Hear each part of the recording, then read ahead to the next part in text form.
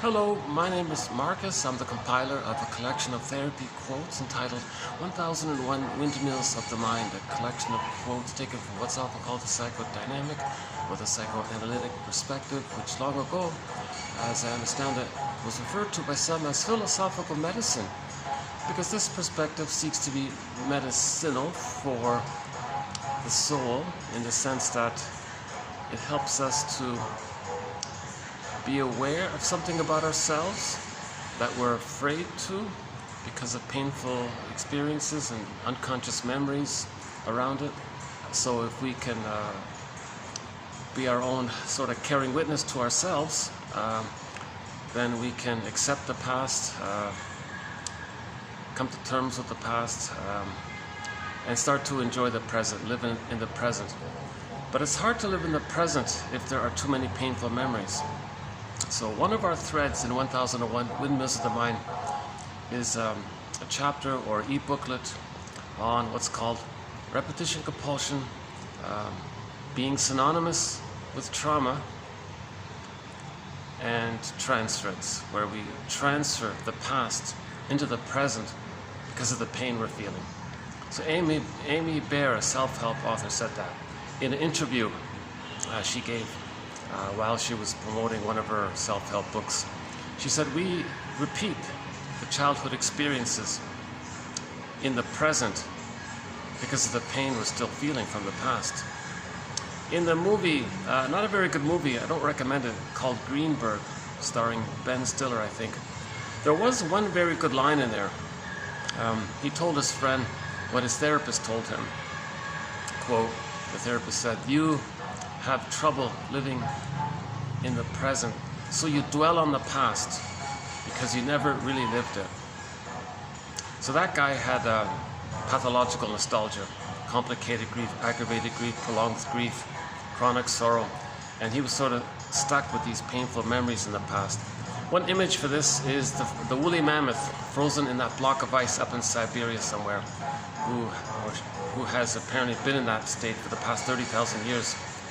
So our emotionality, our embodiment, our connection to our inwardly, our inner feelings, our feeling self, our ontological self, it might get kind of frozen like that.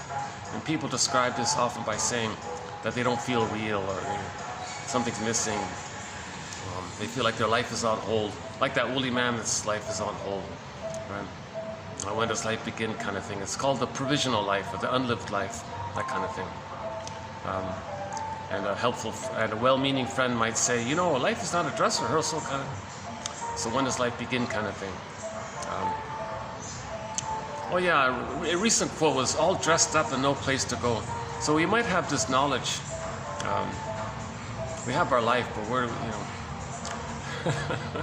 oh no, that quote was about, that quote was about people who read self-help books. They have all of this knowledge. Now what? They're all dressed up with no place to. So unfortunately, 1001 Windmills of the Mind is really just knowledge, but it's an attempt to weave a basket of knowledge. We want to weave a basket. Psychoanalysis, always looking for an egg in a basket that's missing. So as we weave this basket, we may find spontaneously some little treasured eggs appearing. To get the new life, the new potential, we need the basket to hold it. It's the container to hold it. So we want to, our knowledge means we feel safe with ourselves to accept memory and feelings. With trauma, we lose memory and feelings. If we get back our memory and feelings, we're good. Right? So weaving the basket is the safe container to allow some memory and feelings to come back into ourselves. I'm wondering if we should nominate the pigeon as one of our companion animals, because we do see a fair bit of them here. There he goes. Luckily, my favorite venue for the moment here. There's no function taking place. An immensely popular place here. There's almost always some kind of function taking place. When there isn't a function, my best chance of using this is around this time, early noon, mid-noon kind of thing. Actually, if I could get here early in the morning, it might. No, not in the morning. Not in the evening. You know, my only chance is. Okay, never mind. You know, part of my personal quest is to be able to present these quotes in a calm, soothing manner, because I notice people are drawn to that if the delivery is smooth. And so again, I'm not a shrink. I haven't been analyzed. I'm not a professor, a social worker, a doctor, a midwife, a nutritionist, a doula. None of these things. I have a humble BA, an ordinary humble BA. I'm the compiler of the quotes. Someone said, if you want to learn something, well, teach it. So in my sort of fantasy attempt to teach it, well, let's give myself a little more credit. In my attempt to sort of teach it, I'm sort of trying to learn it. I'm trying to learn it. If I had the funds, I'd be on a plane to New York, find a psychoanalytically minded shrink, get analyzed, stop repeating my dysfunctional habits like emotional eating, for example. One of our threads, emotional eating. So we have well over 50 threads now. We recently did a very exciting thread on greed, TQ 2478 to 89, a 6-part series on greed, done over 7 videos. Very exciting material about greed. It's a manic defense, it's infantile, it's puerile, it's the repetition compulsion of not getting a positive maternal experience. Failed breastfeeding even, keep it simple. So the person's greedy for symbolic breast. Nothing can provide that kind of reverie that the child needed in the past. So when there's trauma, we repeat with the fantasy that we can still get what we needed as a child. It doesn't work. Another exciting thread is falling in love. TQ 2435 to 9. That's a 5-video run. Over 130 quotes on this issue of falling in love. This being in love. You know, this, you feel bedazzled, spellbound, like a trance, puppy love, infatuation, all these things. So we did 5 videos on that. That's a very exciting thing. You know, I would say those 2 sets of videos are probably some of the best material here in terms of quotes. My delivery, I don't know.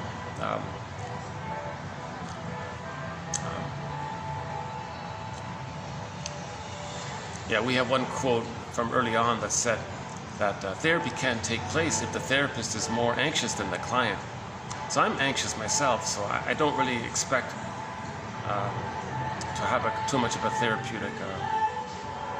I don't know, unless somebody's more anxious than me, maybe there can be some help that way. I don't know.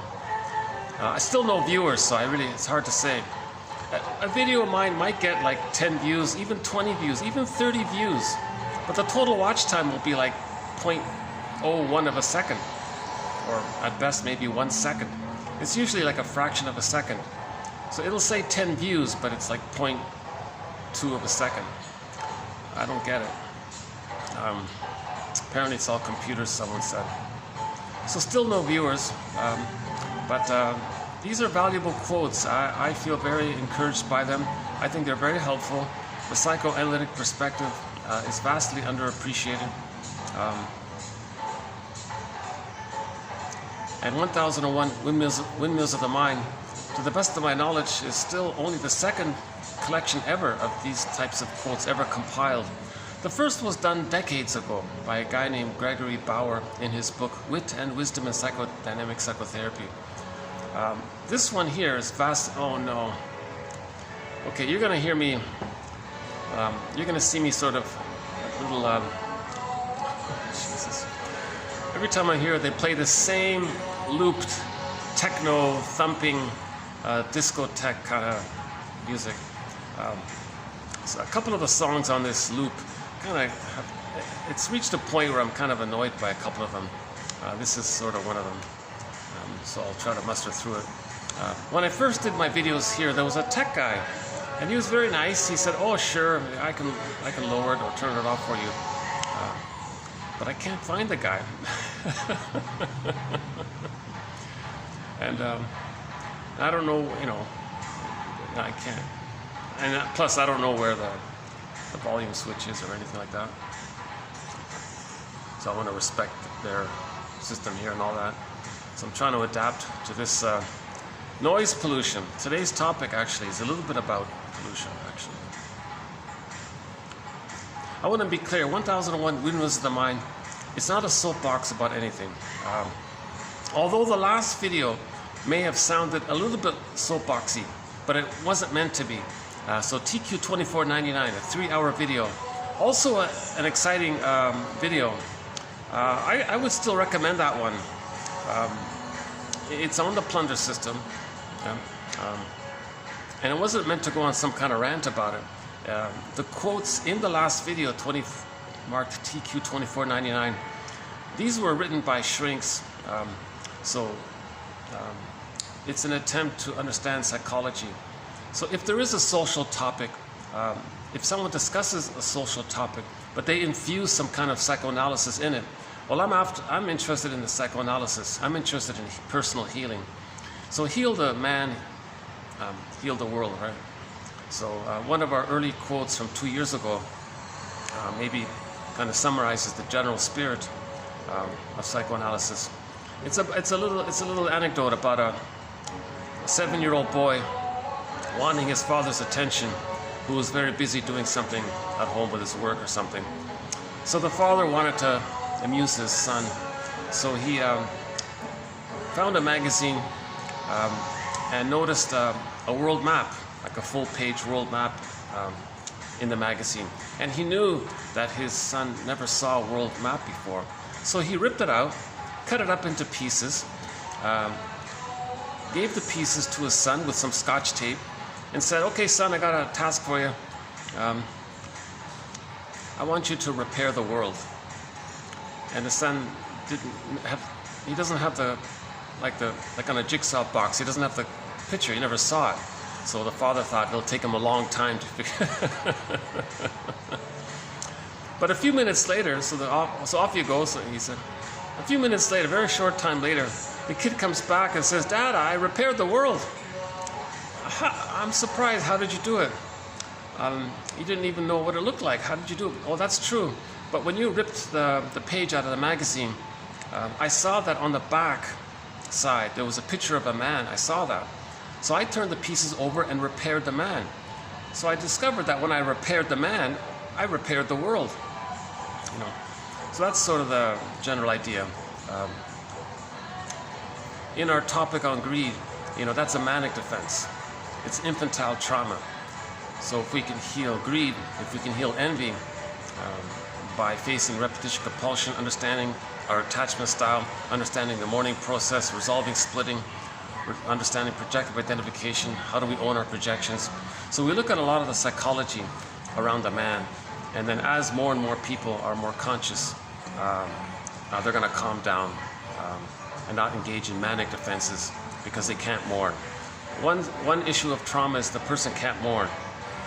The psychic structure needed for mourning is what's called differentiation. The baby and the mother are sort of in this unity there. The mother-infant dual unity. It's called the stage of undifferentiation, stage of fusion, merger, symbiosis. No, the child is in a blissful, he's relaxed, floating around in this blissful kind of state, oceanic feeling, oceanic oneness, the unico mystica. He's in this paradisical state. So in the womb, he's in paradise. Now, the first 4 to 5 months, by the way, it's meant to continue. It's called the extended womb. It's called the stage of social symbiosis, called the maternal holding environment, where the mother is attuned to the baby and offers her reverie and her presence and meets the baby's needs automatically. So all babies need an extended womb for the first 4 to 5 months. So during that, the theory is the baby thinks it's just all him. He's the center of everything. Everything around him is just serving him. Maybe it's a part of him. Maybe he's the whole universe. We don't really know exactly, but he has no sense of I, not I, me, not me. He doesn't have that kind of a differentiated sense that he's a person. Oh, and there's a mother, and she's a person. Oh, okay. He just thinks it's all him. Primary narcissism, infantile megalomania, unconditional hallucinatory omnipotence, magical thinking. He thinks he causes everything. He thinks he creates everything. Now, a key point around this is that when he's biologically born, and the paradise is lost due to birth trauma or mother's misattunement or something happens, and he doesn't get the paradise because he thinks everything is him.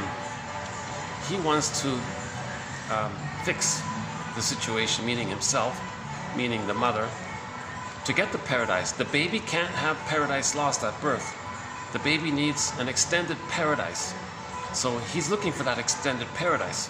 So the mother is like almost like an organ of his, sort of like analogous slightly to how the placenta was like an organ of the child within. The placenta belongs to the child, so it's kind of like an organ that way. So the continuation in the extended womb, maybe it's analogous where the baby thinks the breast, the mother, nipple breast, it's just sort of like an organ of his kind of thing. It's not, but it's hard to conceive that. But again, it's called undifferentiation. He doesn't know where he ends and his mother begins. It's kind of all blurred like that. So he needs the paradise. So something about him is breaking the paradise. So he wants to fix this part of him, or what he'll soon realize is not him. He wants to fix it. So that's called repairing the mother, fixing the mother, curing the mother, healing the mother, making her a good mother. Come on, mother, do it right, be attuned, give me the line. Okay, the line, recently discussed. The line is that the nerves in the breast link in with the nerves in the child's mucosa nerves, and there's a line there that helps the mother to have reverie and attunement with the baby. So there's the continuity, analogous to how in the womb the umbilical cord provided the flow and the continuity between the child, cord, placenta, mother, and there was a flow back and forth. That kind of flow activity is meant to sort of continue in the extended womb. Now it's between the baby, the mucosa nerves, I think, the nerves in the breast to the mother, nerves in the breast to the nerves in the child, to the child. And there's meant to be that kind of flow there. And the mother is offering reverie, her presence, her ability to soothe the baby, her ability to understand the baby, witnessing the baby, seeing the baby, being present with the baby, being one with the baby, being a symbiotic object for the baby, being a self-object for the baby. Okay, so she's sort of like that placenta in a way, because in the womb, the placenta dealt with the waste. So there are 3 veins in the placenta. One vein sends up the child's waste, and the placenta metabolizes it literally. The other 2 veins in the cord send down the oxygen, the food, the nutrients to the child. Okay? Now in the extended womb, that kind of flow takes place. If he's distressed, that's his nervousness or waste, unpleasantness, whatever, or something he doesn't want. So the mother picks it up. Oh, baby's uncomfortable. She'll make an adjustment, and she'll send down the nutrients, the emotional love, the emotional supplies, not only the food and the milk and the warmth and the safety and the holding and the continuity of the safety. She also meets the baby's emotional needs, and not only physical needs. That's called the maternal holding environment. Now, because it's an extended womb, one metaphor, it's like an egg. It's a psychological egg, because we're talking about the psychological birth. Yes, he had the biological birth when he was biologically born, but Mahler explains it very clearly. The psychological birth of the baby doesn't just automatically appear with the biological birth. The child has to go through a process. First, he enters into the psychological egg, the maternal holding environment, for the first 4 to 5 months. It's kind of like an egg. For his when we talk about the psychological birth, he needs the psychological egg. If the baby doesn't get the psychological egg, oh boy, there's your greed, envy, hate, spite, vindictiveness, schadenfreude, grandiosity. Still thinks he's a little god. He's frozen there, and he's going to replay what happened. Greed and envy is a part of the repetition compulsion. Greed is the Trojan horse for the envy, because greed wants to get the love, but it can't be the mother. But the envy is underneath it, so it destroys. So we had a quote about a 99-year-old multi-billionaire, and he said recently, it's not about greed, it's about envy. And he's still doing it. Why is he still hoarding money? Because grabbing money destroys. That's the true motive, to remove the source of envious feelings. The baby needed goodness, and it was so pained.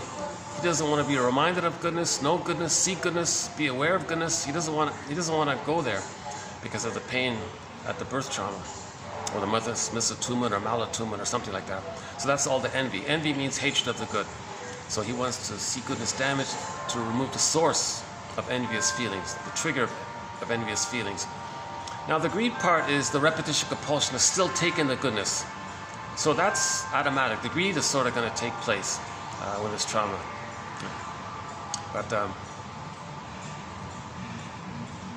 But it's energized by the envy. It's keep on being greedy because it destroys.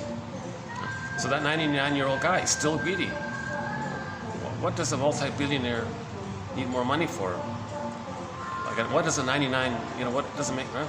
It's because it destroys. And he said it, that very same guy said, it's envy, guys. He said,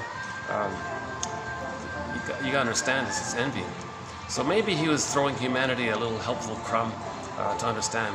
So that's why we have a thread on envy. If you type in the search engine here on envy, we got some great quotes by the Ulanovs, Ashwin, and many others. Now the greed one was recently done, as I just mentioned, TQ 78, 2478 to 89. Oh my God. I don't know how to convey the importance of that 6-part set. It's done over 7 videos, 2478 to 89. Maybe to establish some credibility. Can I recommend the last video, 2499? It was an emotionally charged video, but maybe it'll pique people's interest. Because 2499, the last video, is sort of a very good follow-up to the greed one. So that, I think, yeah, that might be a good introduction to the greed videos, 2499, the one on the plunder system. Now the one prior to that was about the proxy, that's the projective identification. 76 to 77, 2476 to 77, that's about a thing called the manic defenses in general. Now the material prior to that is a lot about repetition, compulsion, and transference, including the one about falling in love. That's a form, that's an example of transference, the falling in love one. You meet someone in the present who reminds you of the mother, thus triggering up the mother that offers the bliss, either in the womb or partially while nursing, so you feel excited. So the partner in your fantasy is a reincarnation of the parent. So you went back, you fell back. That's why it's called falling. You regress back to the memory of the unfinished business with the mother. Okay, the child has unfinished business with the mother. He needed to be seen, held, needed the reverie, needed the secure base, needed communicative matching, and needed to be seen for his autonomy and supportive for his separation from her. Needed to get his fusion. He needed to get his paradise needs met. That's unfinished business. So if someone reminds the person of the parent on some uncanny, unconscious level, they fall in love because it triggers up those feelings of bliss, the Garden of Eden feelings, the paradise feelings. But this time, the partner, the fantasy is repetition compulsion. When you replay the disappointment with the mother with someone else in the present, the fantasy is you're going to undo the past, change the past, get the needed past, have a happy past, get the past that you needed. So the fantasy is that your partner is going to be the good parent that should have been there. Okay? Now the baby's in a passive state, so you may think that just being in love is going to do it. Just be passive and it'll magically all happen. It fails, repetition compulsion, it doesn't happen. The partner is not the breast mother, no time machines, unrealistic pressure on the partner. Okay? And so there's a play called I Love You, You're Perfect, Now Change. So the person might try to coerce them or induce them to change. Come on, be the good mother that I needed in my childhood. So that's, we finished up that set of videos by the Doobie Brothers song, What a Fool Believes. Because when the girl finally left by all of the pressure, the guy said he had pathological nostalgia. No, she'll be back. I'll wait for her. Puppy love. I'll wait for her. Side of the curb. The puppy will wait. One day, somehow, sometime, she's the one. She'll be back. What a fool believes, because she's long gone. Already gone. Another Anshel song we haven't played. Oh my God. We played Anshel yesterday in the last video. Hayfield. Yeah, we played Hayfield. We've played about 7 or 8, maybe 9 songs of hers. There's another one we haven't played. So Anshel is one of our musical voices. So we have a great soundtrack to 1001, Windmills of the Mind. Anshel is one of our key voices. We got Beatrice Deer, Willie Mitchell, a whole long list, classic rock, folk songs, a lot of indigenous songs, great indigenous music, amazing. Brian Andre, Cashton, Willie Dunn, Willie Mitchell, Eli Sapi, Beatrice Deer.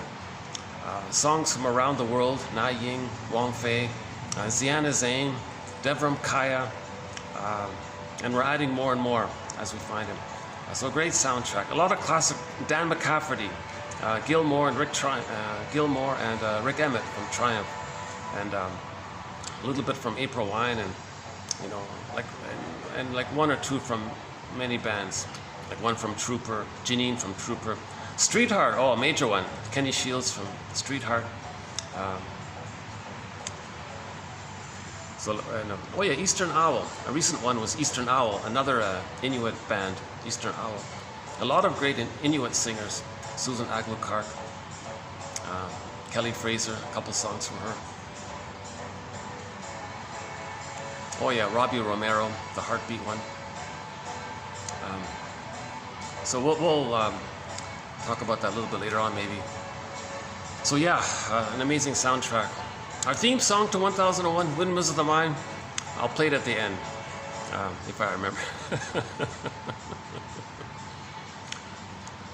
You know, I gotta confess, this is one of these rare times when it's kind of peaceful around here, where there isn't a commotion going on around me. This is very rare, so I really, let's take advantage of this time here. So the psychoanalytic perspective,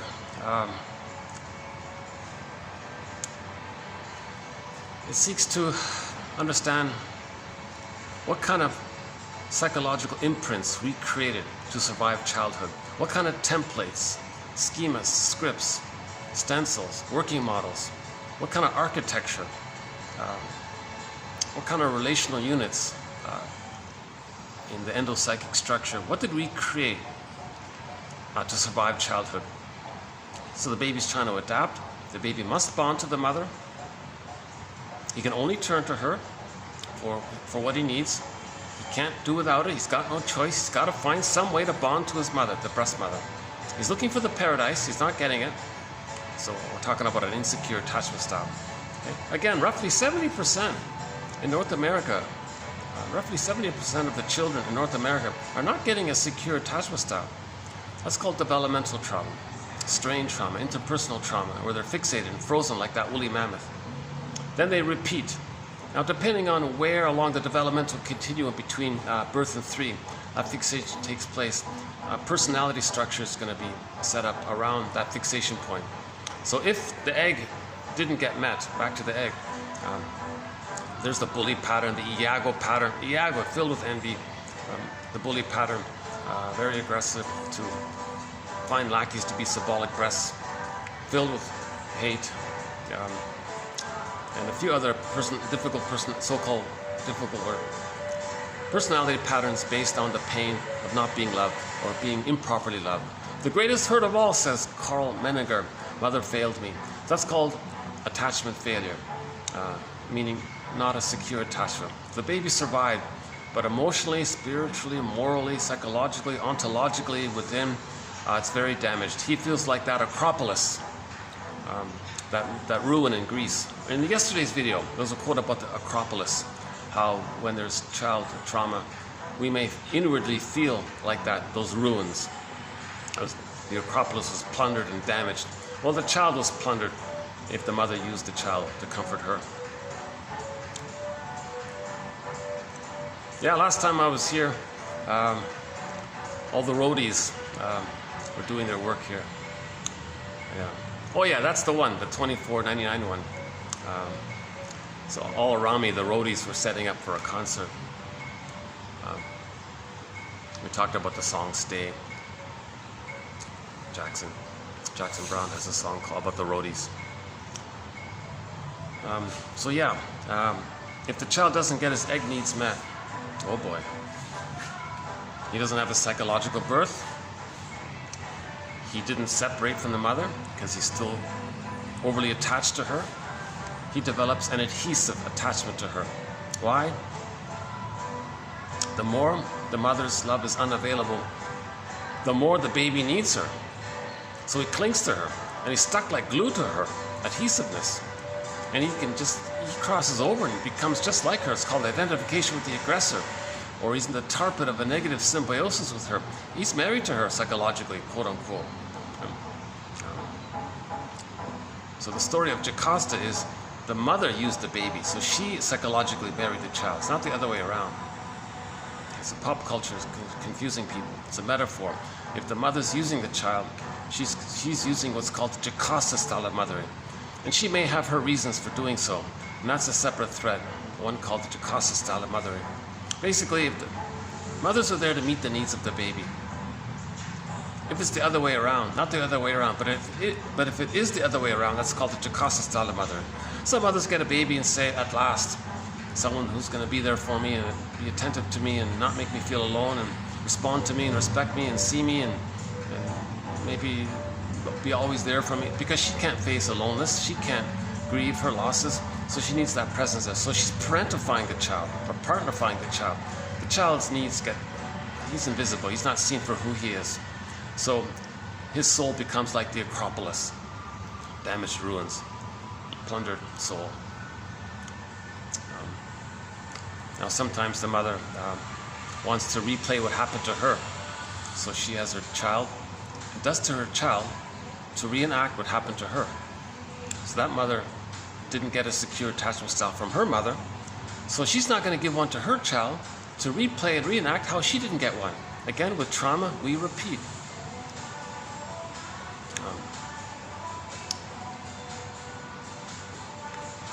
Okay, yeah. Hold on a sec. Let's you want to do a little stretch here?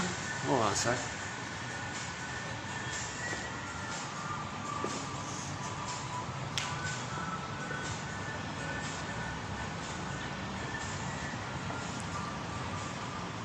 Not a bad day, yeah. Actually, I was thinking as I was walking over here, it was a bit hazy. Actually, now it's maybe a little better. It was a bit hazy today, and I thought, geez, yeah, that's today's topic. TQ 2500. So we'll be doing TQ 2500 today. Now, like yesterday, today's video is not meant to be a soapbox. By the way, for the price of a cup of tea, okay, the website is buymeacoffee.com/psychoanalysis.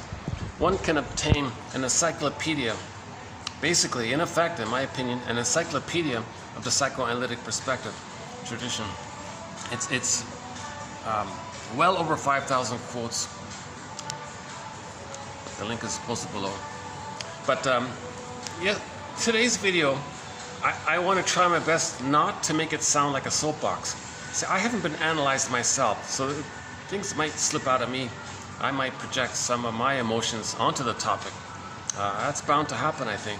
But it's not my conscious intent. If I catch myself doing it, I'll make a note of it. But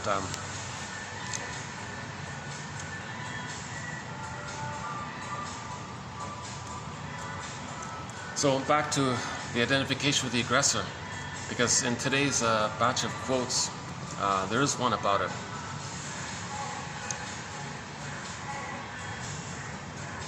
If the child can't accept him, if the child feels so shamed by the misattunements and the malattunements, the bottle and the schedule and so on, he gives himself up, so to speak. It's repressed, and he projects it, says it's outward, so he feels no good. He says others are no good. Now, when a person says others are no good, they're talking about themselves seen onto others. The baby's got to hallucinate that the mother's good for survival. It's called the splitting mechanism. So he's bonded to a mother that's shaming him. So that's called the bad breast image. Let's back up. In general, when a child experiences trauma, he's going to see the world in either or. Good breast, bad breast kind of thing. Okay? So he's nursing at the breast. If it's misattuned and he's being shamed, his pureness, his feelings, his needs, it gets repressed. The image in mythology is the earth opens up and the innocence gets yanked down into the unconscious. Okay, he feels shame. Okay? So the hell scene is a metaphor for the emotion of shame. Again, myths and fairy tales are metaphors for psychology. They're true on the inside, not on the outside. They describe internal dynamics. Okay? So the child has a pure feeling. Mother, I need the reverie with you. I need the attunement with you. I need to be seen by you. I need to be heard. I need to be felt with. I need to be one with you. Mother's not around. Mother doesn't get it. Mother's distracted or something.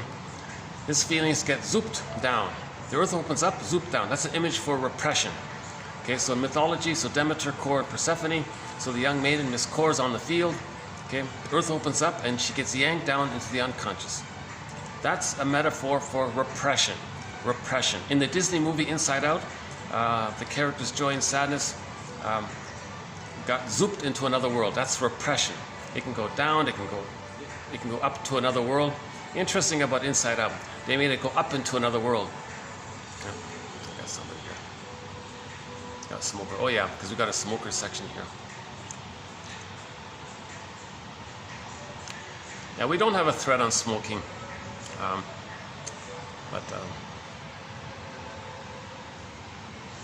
yeah, maybe in the future, I don't know, because we don't have a thread on smoking and alcoholism.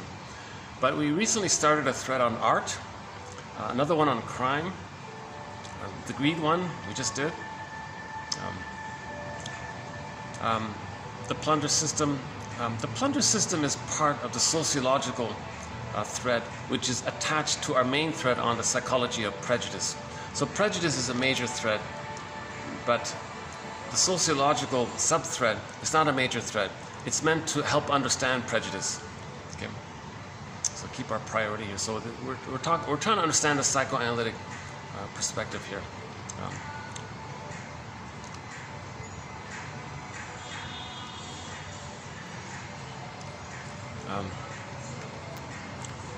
So myths and fairy tales describe psychology. So any kind of image where in Iron John the dog gets yanked down into the lake.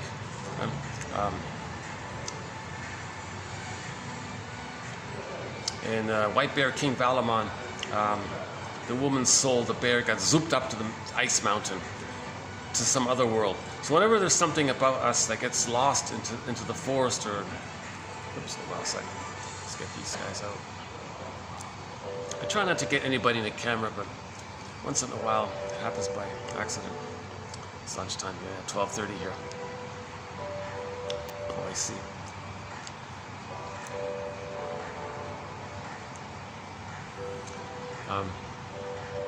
But still pretty good here. I see they have meetings up there, so there may be more people. Okay, come on, Marcus, stay focused.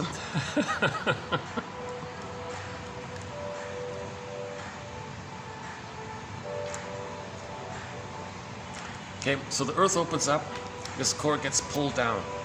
That force of being sucked down into the other world, that's called repression. It goes into the non-reporting brain. So our feeling, our wish goes into the non-reporting brain.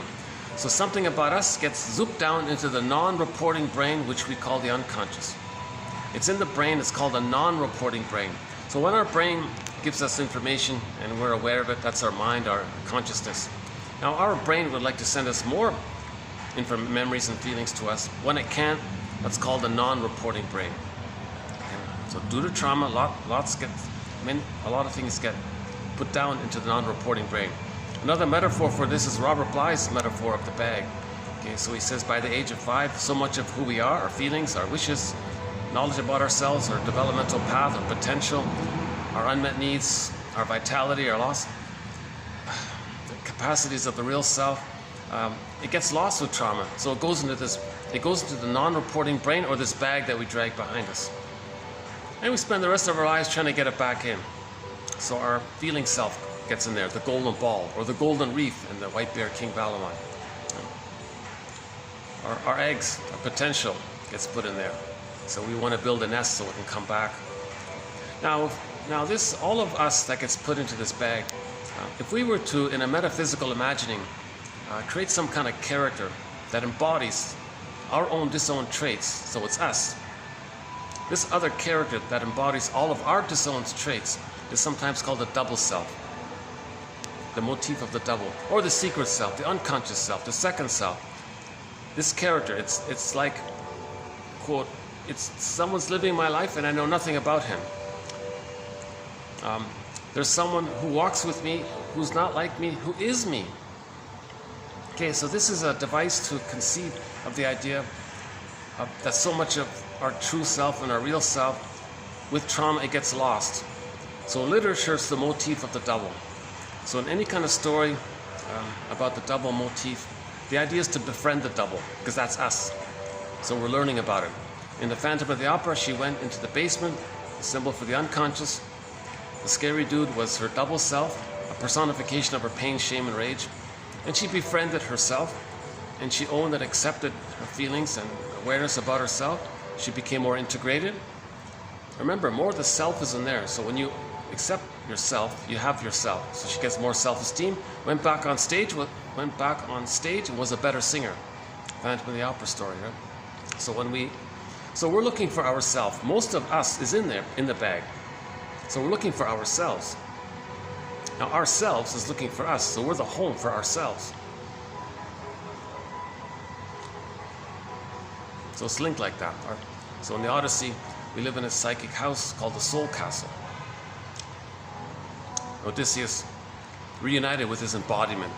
Penelope is his feelings. Okay. So the house and the feelings. Okay. The bear and the golden reef. Ithaca and the beautiful feminine principle. That kind of thing. So these are all metaphors for reuniting with ourselves. In a myth or a fairy tale, when there's a marriage, that means we reuniting with an aspect of ourselves. Okay? So usually it's personified in a feminine way for men, or prince for women, that kind of thing.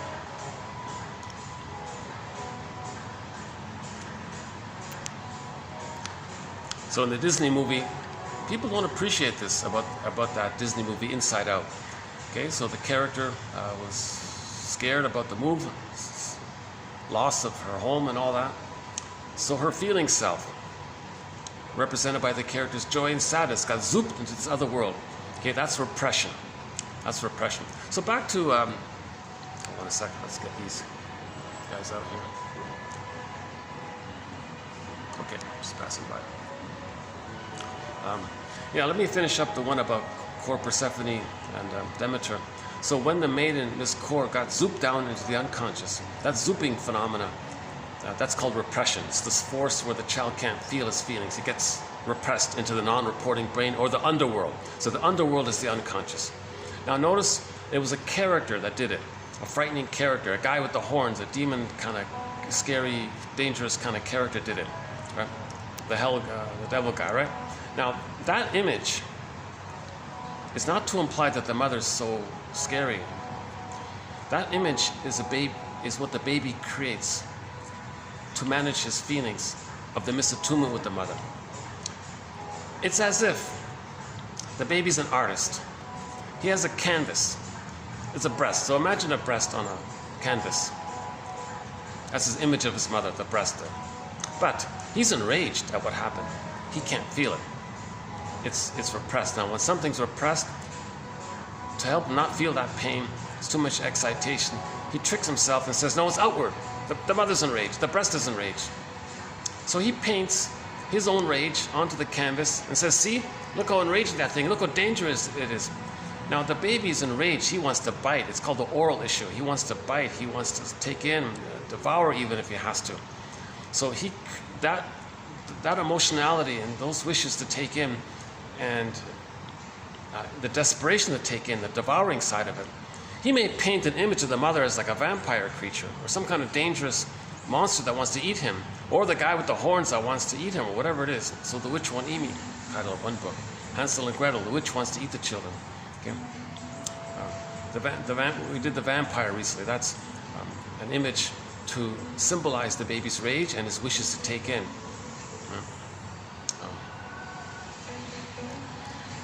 Each person can create their own scary image that symbolizes their feelings. Art represents our feelings. So the baby's an artist. Okay. So the scary dude with the horns, the Minotaur, pulls it down. Means he created an image of his mother as that scary creature. But that scary creature, the devouring monster the Cyclops, the devouring monster, Mr. Dis. The song's okay. But it's starting to wear on me, I gotta confess. because I've heard these same annoying songs, and it's got this sort of thumping.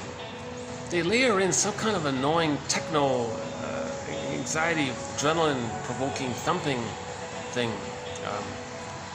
like at those discotheques or something. It's meant to get people excited, and then as a defense, get them away. Then they're all revved up with no place to go, so they buy more drinks. I don't know what the theory is, but so some of these songs are getting on my nerves a little bit.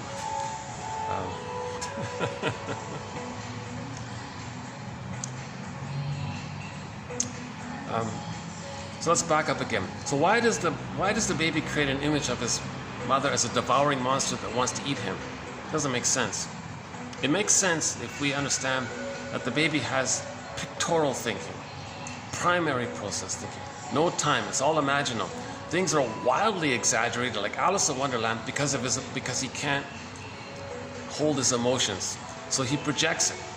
He's enraged, so that's a wild, exaggerated emotion for him. His tiny little ego, his helpless, powerless condition, no motor skills. He's completely helpless and dependent. So his enrage is exaggerated from the point of view of how small he is. He feels persecutory anxiety, annihilation anxiety even, the abandonment depression, the screen painting. He feels immense fear. So that's a wild, strong emotion. He paints that onto the image, the canvas image of the breast, and says, no, I'm not enraged, the breast is enraged. I don't want to take in, I don't need anything. No, the breast mother is enraged and wants to take me in. So it ends up as an image of the devouring monster that wants to hurt the baby. That's how he's managing. He's sort of trying to manage. It's called projection. Something we don't know about ourselves, we project it, so we don't see it's within. Something about selective attention, parataxic distortion. We deny that it's within, and then make it up that it's outside, and then trick our minds to put our attention outside on the image. So we create this image and focus on the image. Oh, look, see how dangerous the mother is. That image he's creating is to help him not feel his rage.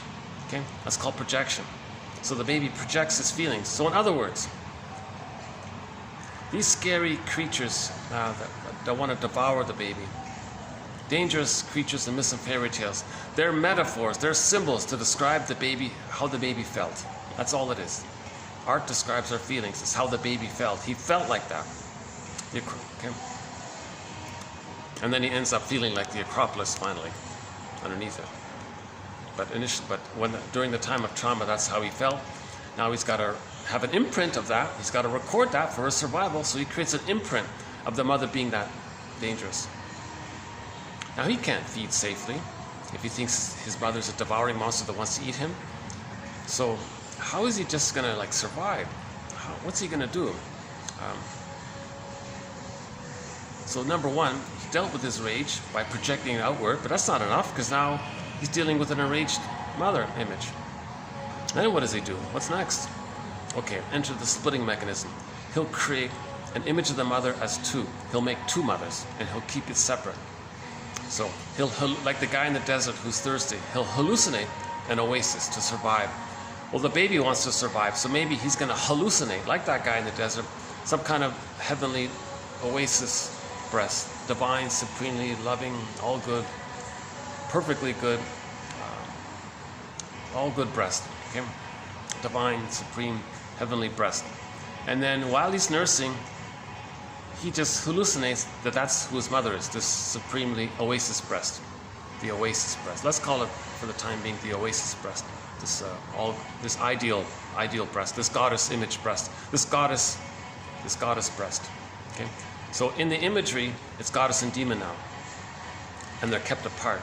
That's called the splitting mechanism. Why? Because in reality, if the baby is nursing, he needs the mother to be good. And he's got to love this mother, meaning attached to his mother. But wait a minute, she's hurting him? He can't handle this ambivalence. The one he loves and the one who's supposed to love him is hurting him? What's going on here? He can't do it. He can't see the two sides of the situation. He can't see the two sides of the mother's story. He can't do it. He can't handle it. His little brain can't handle it. So it's a trick of the mind, a maneuver of the mind, a mechanism of the mind, an operation of the mind, a mental mechanism called the splitting defense. He'll create two mothers in effect. Okay? This made-up one, this goddess oasis one, and he'll think that's his mother. The reality that he's bonded to the frightening one, oh no, that's not his mother. He can't accept that. That's called a splitting mechanism. Now, if that's in the template, if that's in the unconscious, by the way, that's called a manic defense. So TQ 2476 and 77 on the theme of manic defenses. So because he can't feel the truth, that's a manic maneuver of the mind. It's called the splitting mechanism. Okay? All good, all bad. Okay? Now later on, that leads to prejudice because you think in either or terms. This all me good, you bad. Right? We on this side of the lake are all good. They on that side of the lake are all bad. So prejudice comes from the splitting mechanism if it's not resolved. So if the baby's traumatized at birth or within the first 4 to 5 months, doesn't enter into the egg, he's going to use that splitting mechanism. See? So you have over-idealization of the goddess, oasis breast. So things are widely exaggerated. So it's not just a good breast and a bad breast. It's a goddess one and a demon one in his imagery. So things are widely exaggerated. So that's why in prejudice, it's just so widely exaggerated. What are you talking about? He's operating out of the emotionality from his template. So psychoanalysis is, we study these templates called schema therapy. We look at these schemas, these templates, these blueprints, these working models, this kind of structure he makes, this kind of working model he makes. And we want to heal it. We want to face it, understand it, and heal it. But that's the idea of being frozen. It's stuck, it's frozen. It's like a template, it's frozen like that. So if the baby's frozen with the splitting mechanism, he doesn't differentiate. He doesn't leave the mother. Because he's got to always hallucinate a goddess mother. Deny the demon mother. He doesn't differentiate. He can't leave the mother. The only way for the child to separate from the mother is if he feels safe to do so. And he can only feel safe to do so if the mother is more loving than frustrating to the point where the child can handle the ambivalence. Then he can differentiate. In the beginning, he can't do it. Now, over the course of time, in the first 4 to 5 months, as the child gets experiences, it's meant to sort itself out. So by the age of 4.5 months, let's say, the child can start to handle the ambivalence. Oh, okay. Mother is mostly loving, a little bit frustrating. Oh, I can handle that now. Then he can differentiate. Then he can separate psychologically. Now he's beginning the separation process. Okay, so the psychological birth is called going through the separation individuation process. So the first part is to enter into the egg. Okay, then he starts to hatch out. It's a gradual hatching out. He's separating for the first 18 months.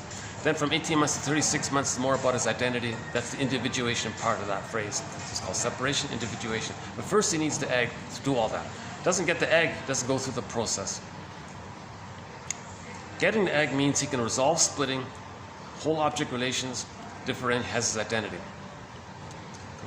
So if he doesn't get the egg needs met, that means he's still stuck with the mother.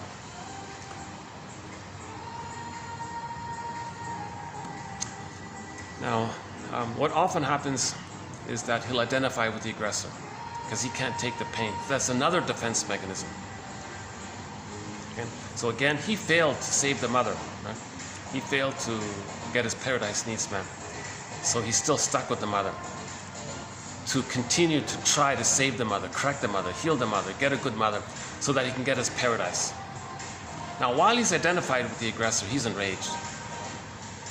So, to reenact his pain, he's going to do to others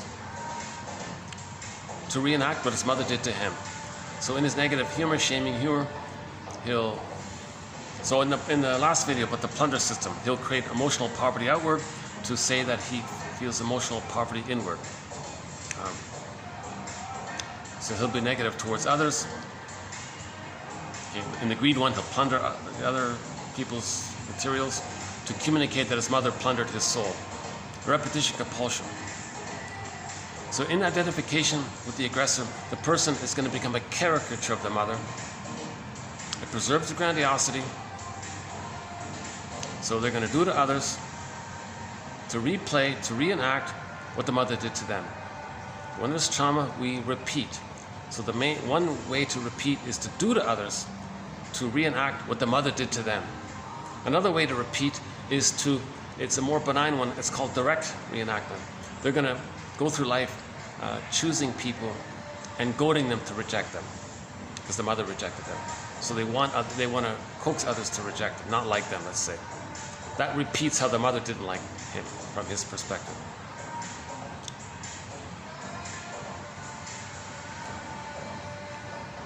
I'm just looking at a pigeon here. I'm a bird enthusiast. The crow is one of the companions. The crow, the blue jay, the heron, the loon, Canada geese. I'm thinking maybe we should add the pigeon. I wonder. Let's think about it. I'm always curious. Once in a while, maybe once every hour or something, a pigeon will come by, take one little droplet of the water from the pool, and he'll fly off. Oh, there he goes.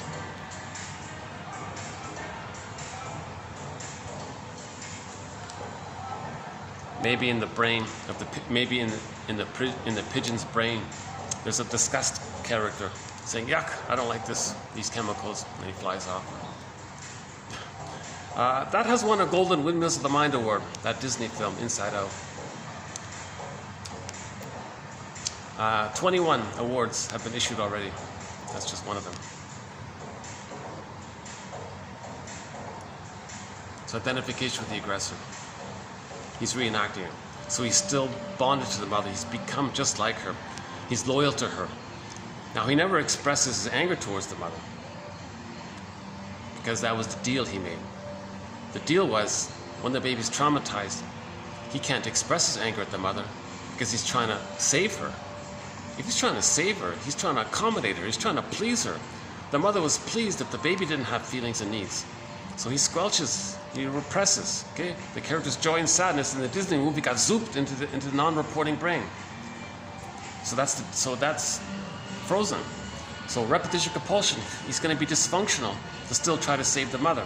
He's going to be dysfunctional to still protect and be loyal to the mother. He's still looking for the paradise. The baby needs the paradise. Okay, so for more on that, TQ 21, 91 and 92 by Morton Keysan talks about this. How dysfunction equals still trying to save the mother, protect the mother, cure the mother, heal the mother. Still looking for that paradise.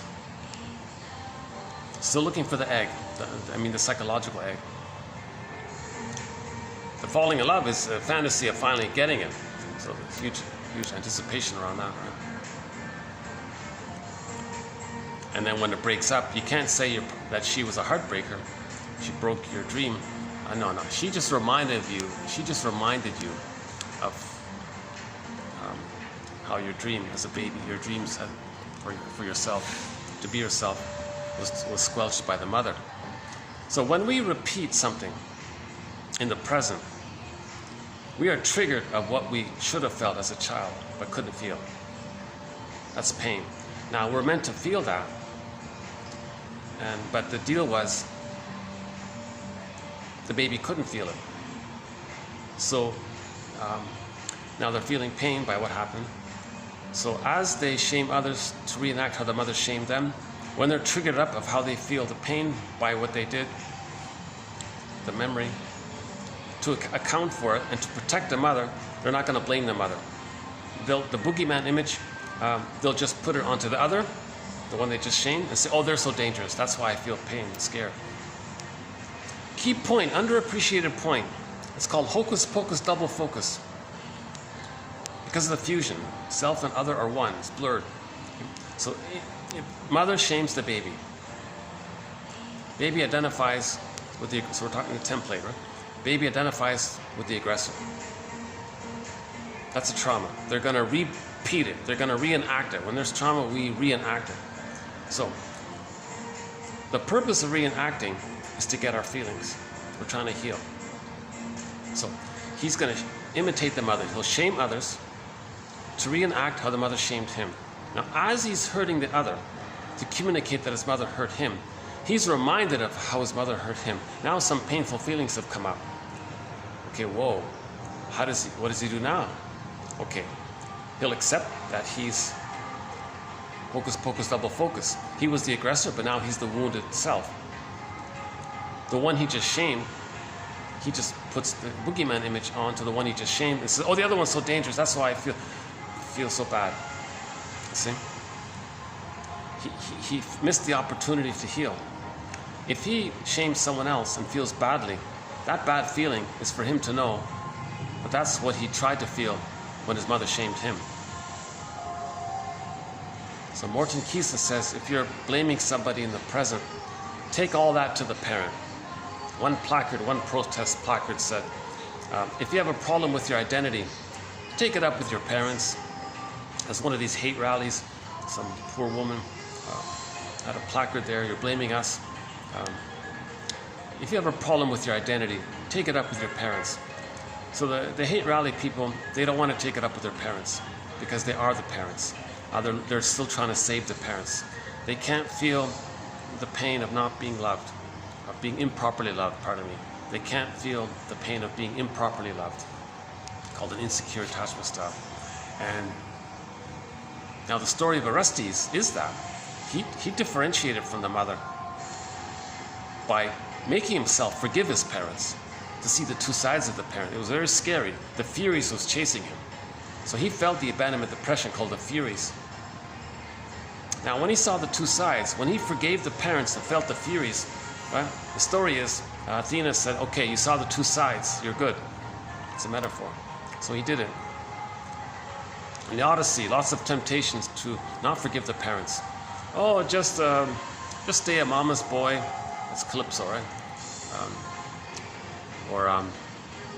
Just stay in a dreamy state. I think that's the Circe one, right? The sirens say, oh, just give up altogether one. It's easy. You see, in yesterday's video, we had a quote where the guy said, because of the childhood trauma, he's not going to bother with adult responsibility. That's actually a pretty good quote. Let's see if I can dig it up. Hold on a second. 24. We had some very good quotes yesterday. 24.99.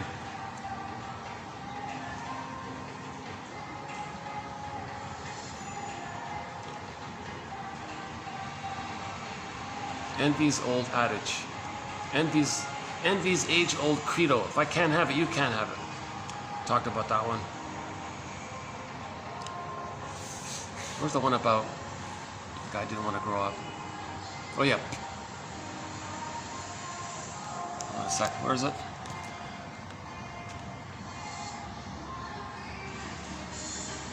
Only a puerile mind can see pillage as awesome.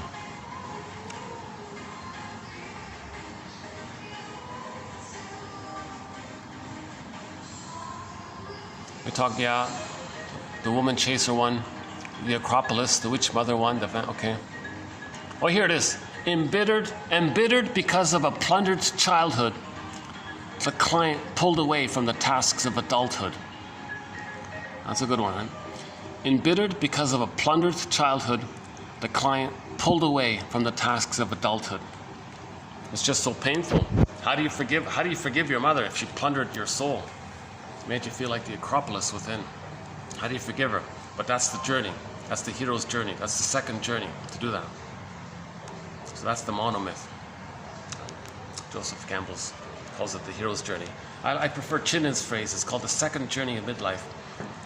Forgive your parents, heal yourself. See their psychology. See the psychology of your parents. See how they didn't get an insecure.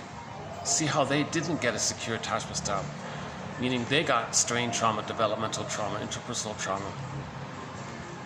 If the parents have trauma, they're going to repeat and replay what happened to them in the magical fantasy attempt that by repeating what happened to them, they can undo the past. So they may, in their present, use the child and do a theater thing. The parent will project their lost innocence onto the child, shame their own child to replay how the mother shamed them. Intergenerational trauma. So, looking at the plunder system can help forgive the parents. So ironically, that soapboxy one from yesterday, day before yesterday, $24.99, actually just got uploaded a few minutes ago. It took 2 days to upload.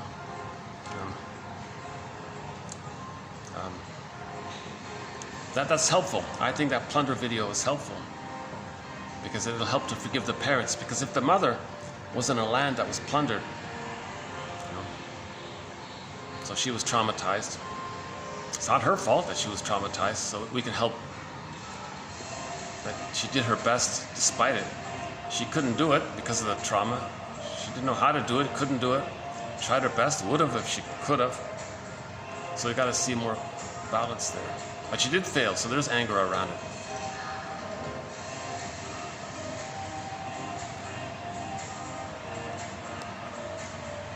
So again, it's called part-object relating. When the mother was nursing herself, the breast is considered like a utilitarian thing. It's just a part-object. It's not a full, she hasn't differentiated, so she doesn't know the full psychological self and the mother's psychological self. So she felt objectified, thingified. Her subjectivity was squelched. So when they reenact it in the plunder system, okay, through the greed and envy, they don't care because they want to say that the mother didn't care when she plundered her soul. So in the plunder system, they don't have empathy. So in the plunder, with the splitting and the lack of differentiation, it's ingratitude, it's envy, greed, spite, vindictiveness, schadenfreude, grandiosity, etc. Manic defenses against the inability to mourn losses. Okay, the pyrrhic victory, the contempt. So ingratitude, so gratitude hasn't entered the psychological picture. Empathy, reparation, morality really hasn't entered the psychological picture. So that's why they don't care.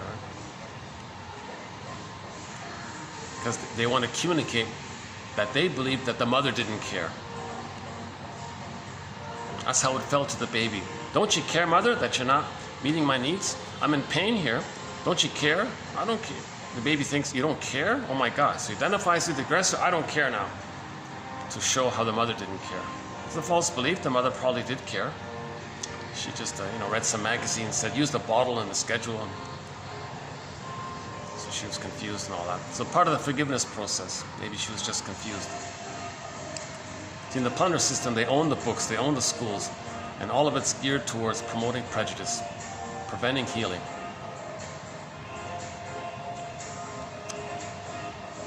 Religion's a big part of the plunder system because they want you to imagine the speaker at the podium says, so we're talking about the plunder side, not the victims.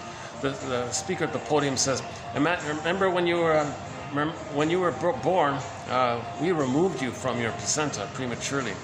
That's like a phantom placenta. Well, we found it. Here it is. Come to our building, pay money. We found your placenta. Imagine your placenta in the sky and form a connection to it, the cord, and now you feel safe. Now the placenta is going to metabolize what you don't like, it'll provide you the nutrients and nurturants you need.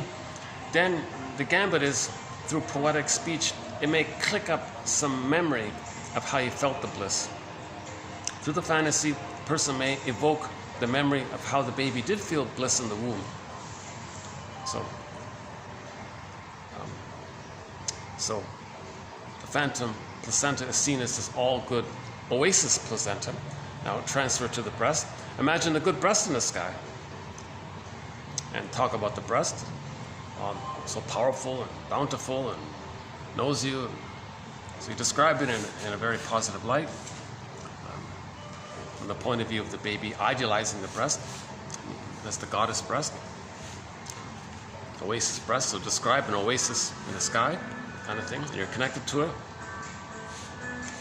It may trigger the blissful oceanic feelings you had, the oxytocin and so on, the unico mystica feelings, that floating blissful feeling. You may trigger some of those emotions. You go, whoa, I felt some of that.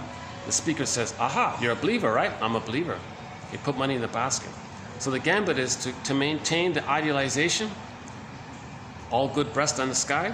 Their stories say, the demon, so the story is goddess and demon, that maintains the splitting.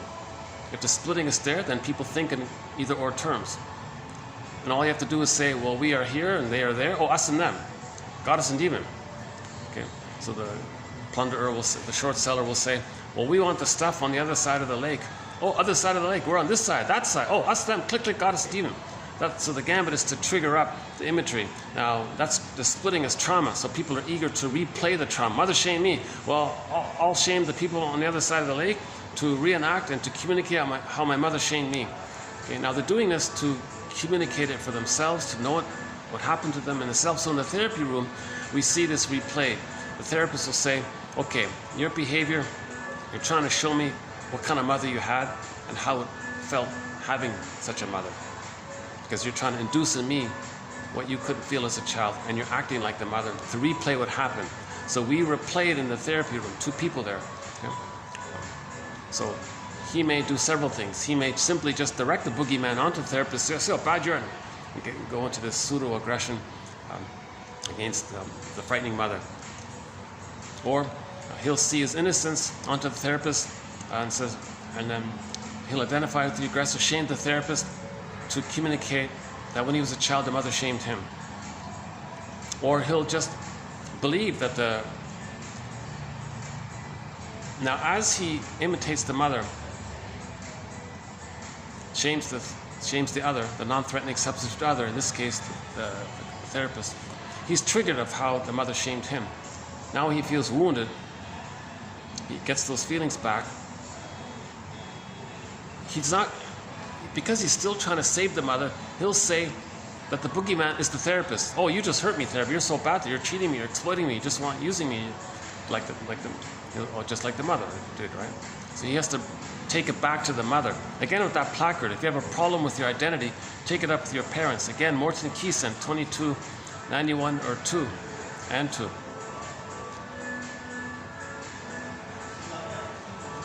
Okay, so we went into this area a fair bit in the last video, 2499, and in our topic on greed, 2478 to 89, the 6-part set there.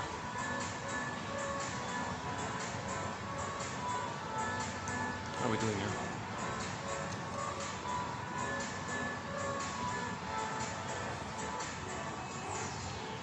So, yeah. So, in identification with the aggressor, that's something we do to not feel the pain. We just become like the aggressor. That means we're attached, we're still connected, so we're safe.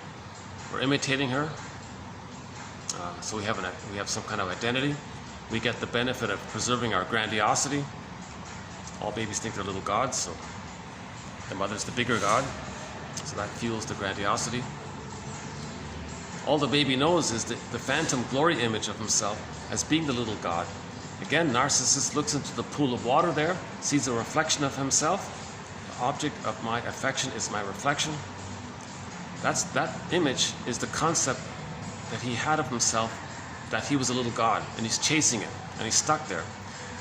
So that image with narcissists in the pool of water, that's described as psychology of the problem around symbiosis. He didn't get his symbiotic needs met, and he's still frozen for him. So narcissist, he's still chasing the phantom. It's called the glorified self, or the idealized self, the ego ideal, taking refuge in the grandiose part self, infantile megalomania. So he's still searching for it. The irony is, he wasn't a little god, but he has an image of himself that he was a little god, and he's searching for it. So he's always so grand and important, of course, an exaggerated sense of entitlement, because the baby's entitled to receive. It's just one way. The baby doesn't get back. He's supposed to be fed and taken. So he's stuck in that mode of entitlement. He's supposed to be nursed and fed. So the greed is a forceful attempt to get, well, give me the greed one, right? And if he sees goodness and he can't have it, there's the envy. Doesn't want to be triggered of the goodness that he can't have. So the envy is hatred of the good to destroy the source of envious feelings. It's called granby.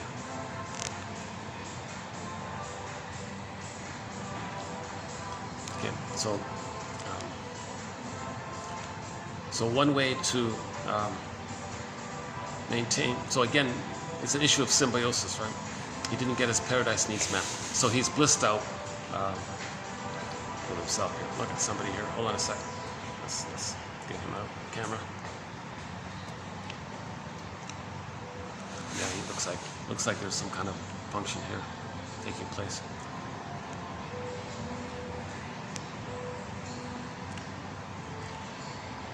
Yeah, they got their little company badges and all that.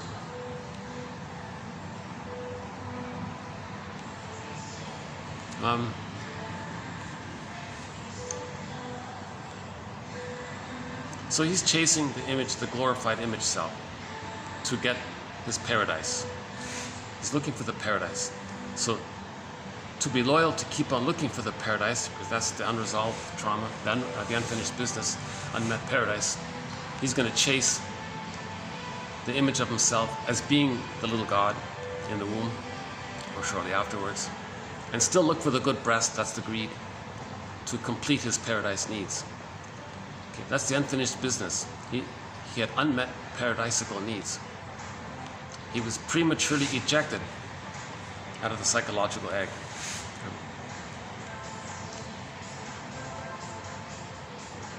And greed is an attempt in the fantasy of the repetition compulsion that the item that's symbolic breast, it can't do it. No item you grab or take or whatever, buy or obtain greedily, you don't need it. It's just greed. You're doing it for the psychology of still searching for the breast, still searching for the paradise. So there is a psychotic component in it that co-opts the normal cognitive brain to create rationalizations for their irrational behavior. So the people engaged in greed, they cloak it over using their PhDs to explain their irrational behavior. Same with envy. Same with grandiosity. Same with identification with the aggressor, and so on. One second.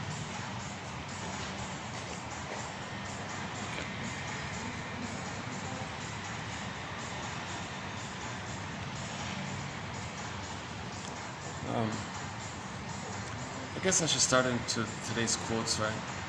See, I only have 3-hour limit. My camera only has storage only 3 hours. I'm using a very old budget phone, a simple, very affordable budget phone that was out of date, like even when I got it. It's still working pretty well. It's a great little phone, but no storage.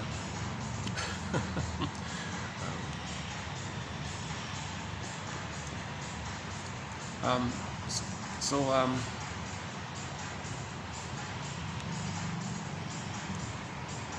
identification with the aggressor. So keep that concept in mind, because one of the quotes coming up in today's video is in reference to it.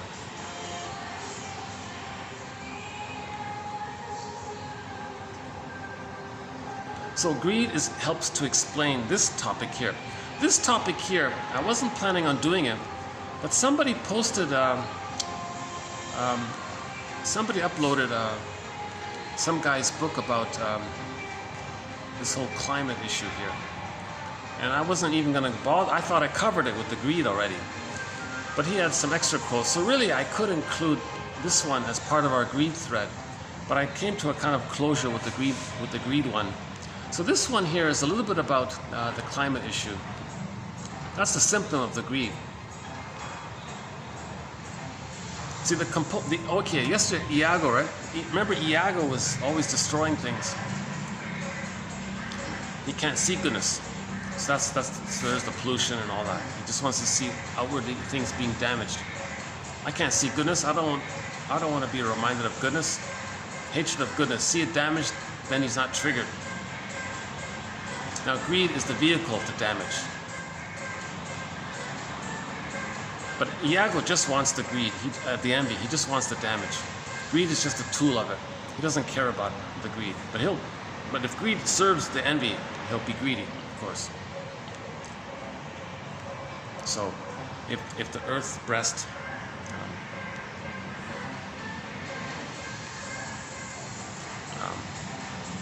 it's supposed to be seen.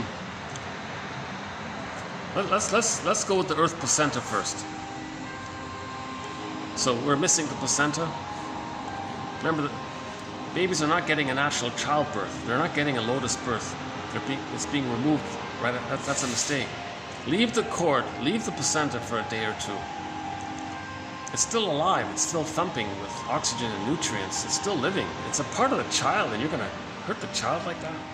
What's the hurry? Leave it on there. So he's missing his, where's my placenta kind of thing? So the earth is the placenta, let's say. So the attitude of the placenta is that it eliminates the baby's waste, or it deals with the baby's elimination. It metabolizes it. That wasn't met properly. So the earth, okay, just dump your waste on the earth. Well, the earth can handle it. It's a repetition compulsion. Realistically, it can't. Now the placenta is supposed to provide and give and give. So now move that over to the breast. The baby didn't get his nursing experience proper. Repetition compulsion. Come on, earth, be the breast. Give me. So there's the greed. It's going to take it. So there's the waste part. Dump the waste. 10 Somebody said 10 billion tons of plastic in the ocean, just dumping the waste everywhere. All these landfills are destroying things. So there's the attitude of the waste. Well, the earth can take it. It's supposed to take it. It can't take it. He's trying to communicate that he needed the placenta to process. He needed the breast mother to soothe him. So he's acting it out to be aware of what happened in the nursery and at birth. Now the greed part, he still wants to get in the positive mother experience. So earth, just gobble up earth, gobble up the breast. Now when the baby's nursing, it can get to a point where the fantasy is he wants to devour the breast in his fantasy. So we're sort of metaphorically devouring the earth in a way, just plundering and destroying, just to take it all, whatever's good, just take it all in. But the NB says destroy. So the baby would destroy the breast in the process of devouring it. The breast would be destroyed if that were the case. You see, so this is the theory about psychoanalysis. So a good preface for this video here is the Greek quotes and yesterday's one, 24.99. So that'd be 8 videos. So can I recommend those 8 videos as a setup for this video here to provide the foundation for this video? This video here on its own, it's kind of weak without the foundation of those other 8 videos. So if that's kept in mind, let's do today's videos here. So this is okay. So let's begin with TQ 2500. Yeah. So we now have 2,500 therapy quotes. Now many of the quotes have multiple parts to it. So this, like for example, with this one, TQ 2500 has how many parts? 1, 2, 3, 4, 5, 6, 7, 8, 9, 10, 11. Hold on, 11.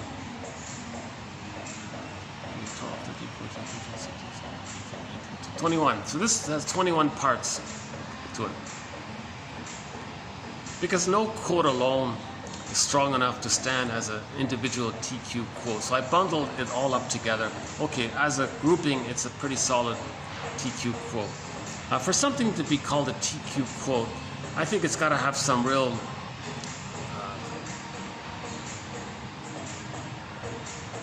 symbolizing power, put it that way.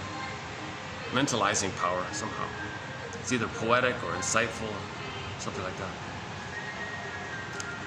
Okay, so let's begin here. So this is on the climate issue here.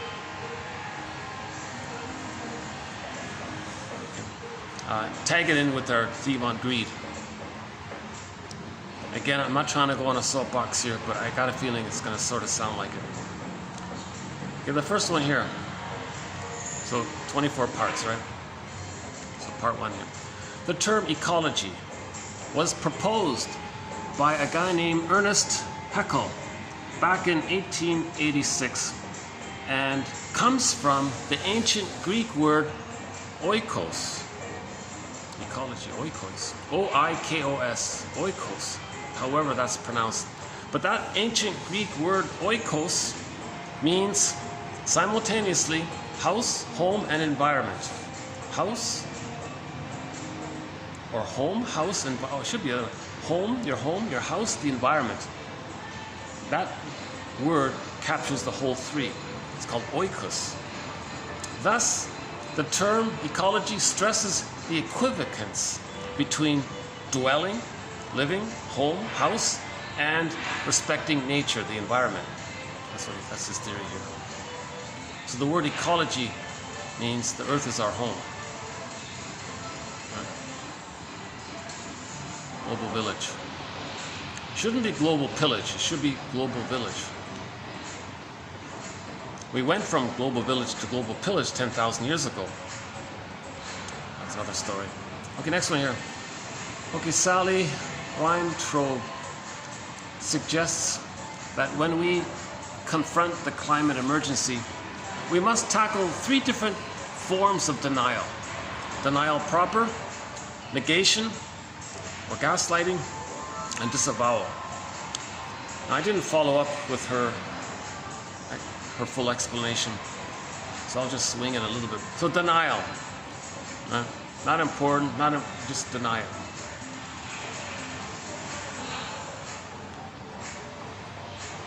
So we all know what denial means. You deny, you say no. It's not a. Now negation, I think that's gaslighting. The word of the year for 2022 by the Merriam-Webster Dictionary Company, gaslighting. Negation. Important? Not important.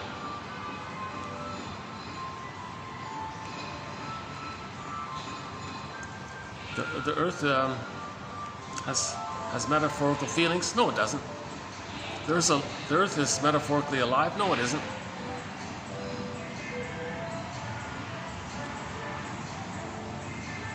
Okay, so that's a repetition compulsion of the attitude they thought the mother had when the mother plundered their soul.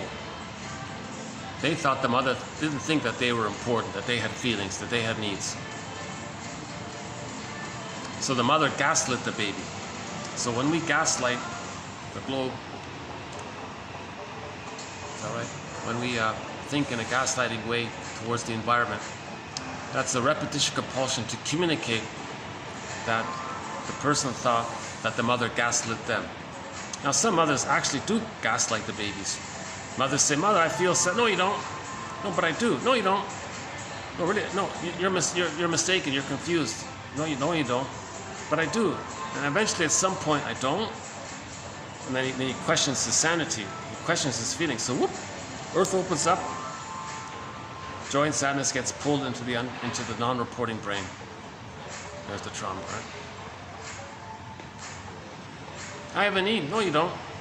"I do." "I don't." Oh, whoop. Joy and sadness gets pulled into the unconscious brain. The earth opens up. Miss Core gets pulled down. Now we all want to be Odyssean. Odysseus went into the underworld. Demeter, in one version, Demeter went into the underworld and brought back Core, who became Persephone, to convey the refining of ourselves. So Core became Persephone. All characters are one mind. Demeter, Core, Persephone are all aspects of one soul. When we heal, our wounded feelings become like a wiser, more Persephone. And people revere Persephone all around the world, right? Because she's a symbol for getting back our soul. Odysseus got back Ithaca.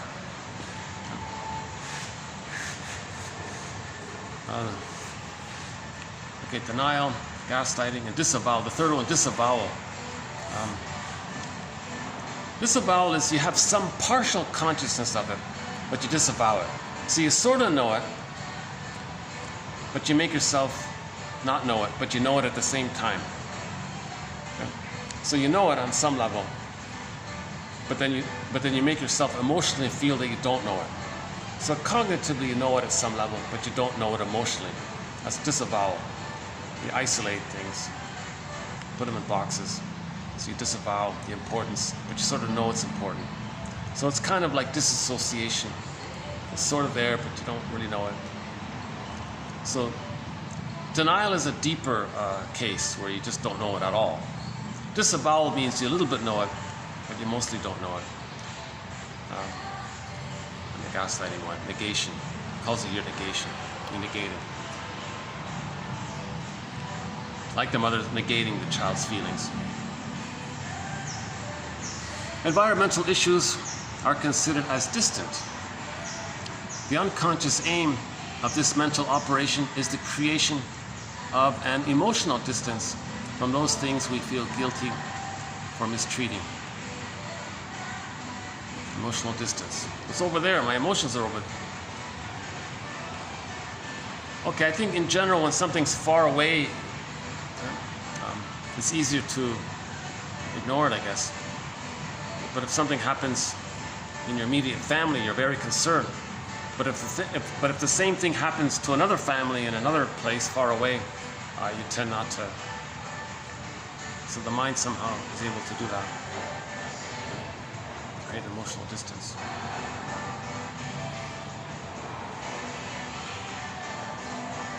But we're all one family, so that's the issue. We are one family. A recent report said we all came from northeast Congo. There was a huge family in northeast Congo when we evolved from Homo bodoensis to Homo sapiens, and then we spread around after that. But we all came from that one family. Jane Elliott says we're literally all 30 to 50 times removed cousins.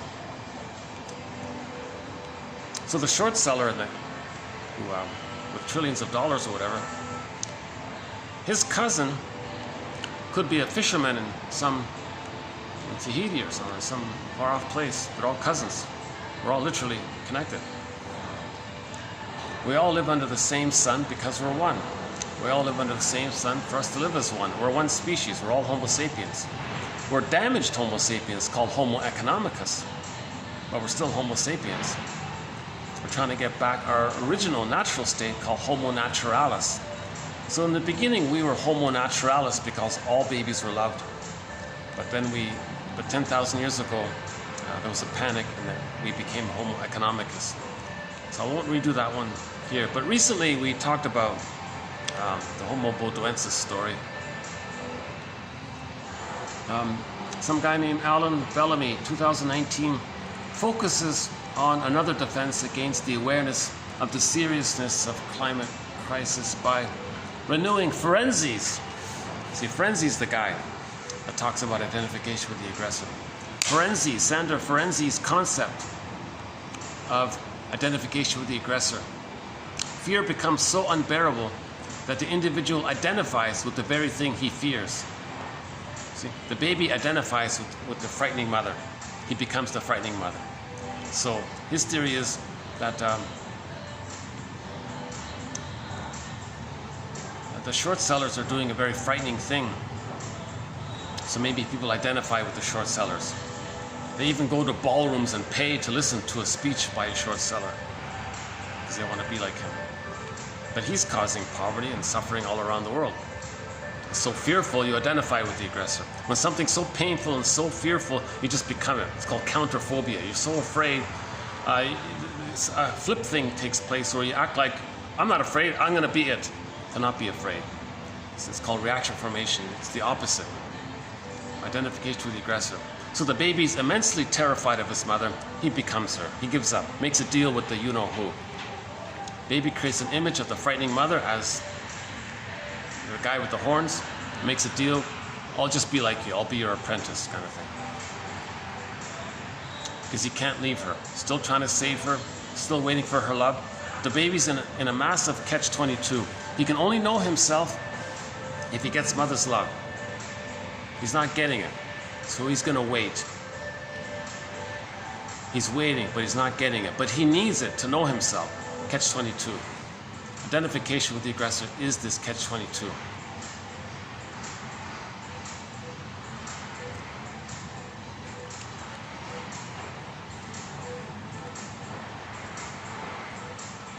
So the damaging actions against the earth, people just join in because they're so afraid of the result of it.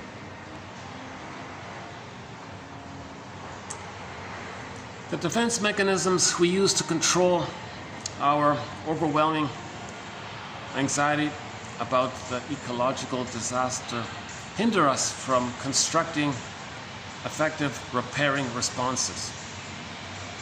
The fantasy of an earth breast infinitely at our disposal and the need to move toward the depressive position. So Melanie Klein's theory, splitting what we talked about already, splitting, grandiosity, identification with the aggressor. These are all called the paranoid, and creating the image of the mother as a monster. That's a paranoidish like quality, thinking your mother's so dangerous. She wasn't. So that's the paranoid part. The splitting, that's called the schizoidal part.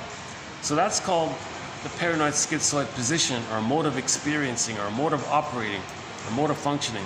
The baby engages in the paranoid schizoid position. When he's loved enough, he can move into the depressive position, meaning it's normal to have mixed feelings of love and hate with your mother. When she satisfies you, you love her, and you hate her when she hurts you. So, but it's for the same person. In the paranoid schizoid mode, it's splitting.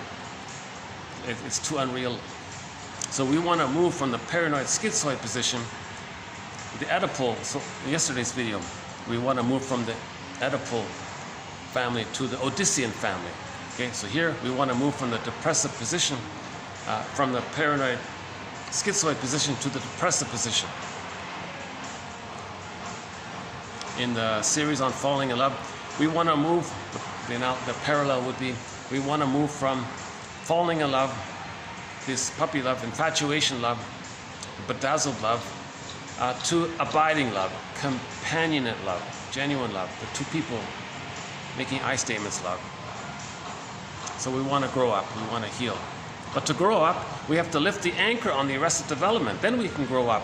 Therapy is about growing up, meaning resuming development. But in order to resume development, we have to lift the anchor on the arrested development, the stunted development. To free the woolly mammoth, there's a fixation, means face the fixation point, lift the anchor on the fixation point and resume development. But we've got to identify this fixation point. Where is the fixation? A clue is the personality pattern. If it's the bully pattern, the Iago pattern, the narcissistic pattern, it's earlier on. If it's the codependent, the pleaser, the clinger, it's a little bit later on. We've got to identify where the fixation takes place. Okay? And then forgive the parents for that fixation, then we lift the anchor. Okay, a good image for this is that movie Kirikou and the Sorceress, the French animated film, where little Kirikou was able to lift the thorn and free the woman. So we want to lift the anchor and resume development.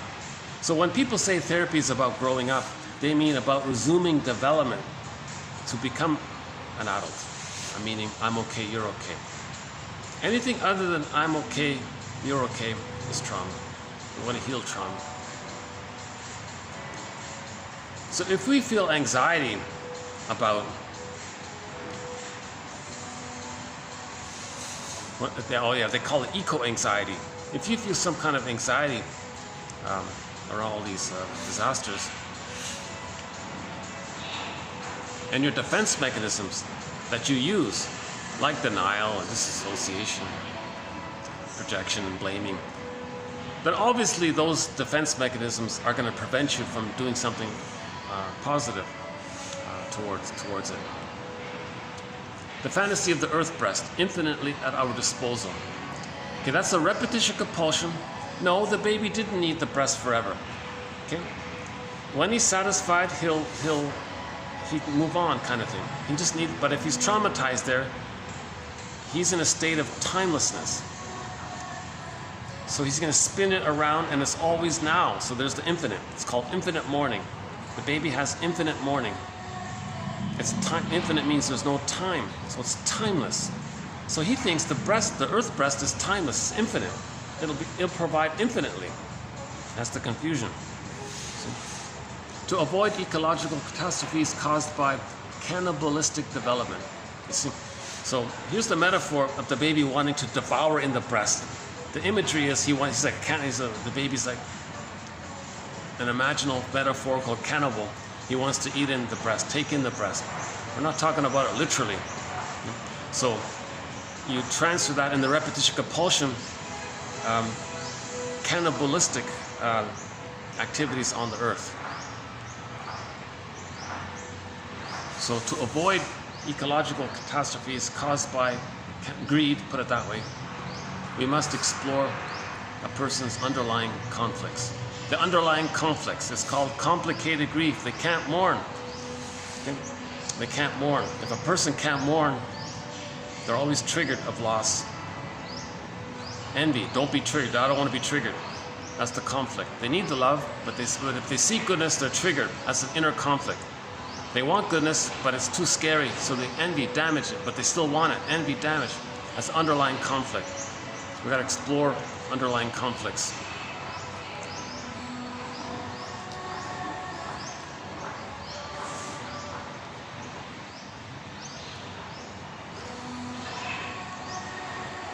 Okay. Complicated grief. They can't mourn. The psychic treasure needed to be able to mourn is called differentiation. When we differentiate, the a priori assumption is when differentiation takes place, it's because the person felt safe. When a child feels safe, he can keep his feelings. If he doesn't have his feelings, it's because he didn't feel safe.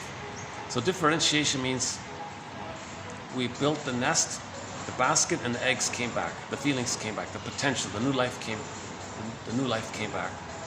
So we'll play Kristen Wilson's speech about this. So a very good speech is by Kristen Wilson called "Ooh, My Soul." And during the greed videos, we played it. So I think, yeah, let's play it again here in this video. For many millennia, Earth has taken care of her children by giving them an abundance of what they needed. Today, children must take care of their Mother Earth and realize that their habitant is sentient, similar to elderly parents. So Kristen Wilson, in her speech just mentioned, she said she wanted to help people because people hate their mothers unconsciously and they're greedy, envious, destroying the breast, devour the breast, but hate the breast, destroy. He says, okay, let's stop calling the earth Mother Earth if that's the situation. Maybe we can do some desperate thing here. Let's call Earth Father Planet. Father Planet, yeah. It might not be nice to mess with Mother Earth, but if you mess with Father Planet, he'll beat you, right? Or something. So, and it didn't work, she said. Actually, there is another quote who did the same thing.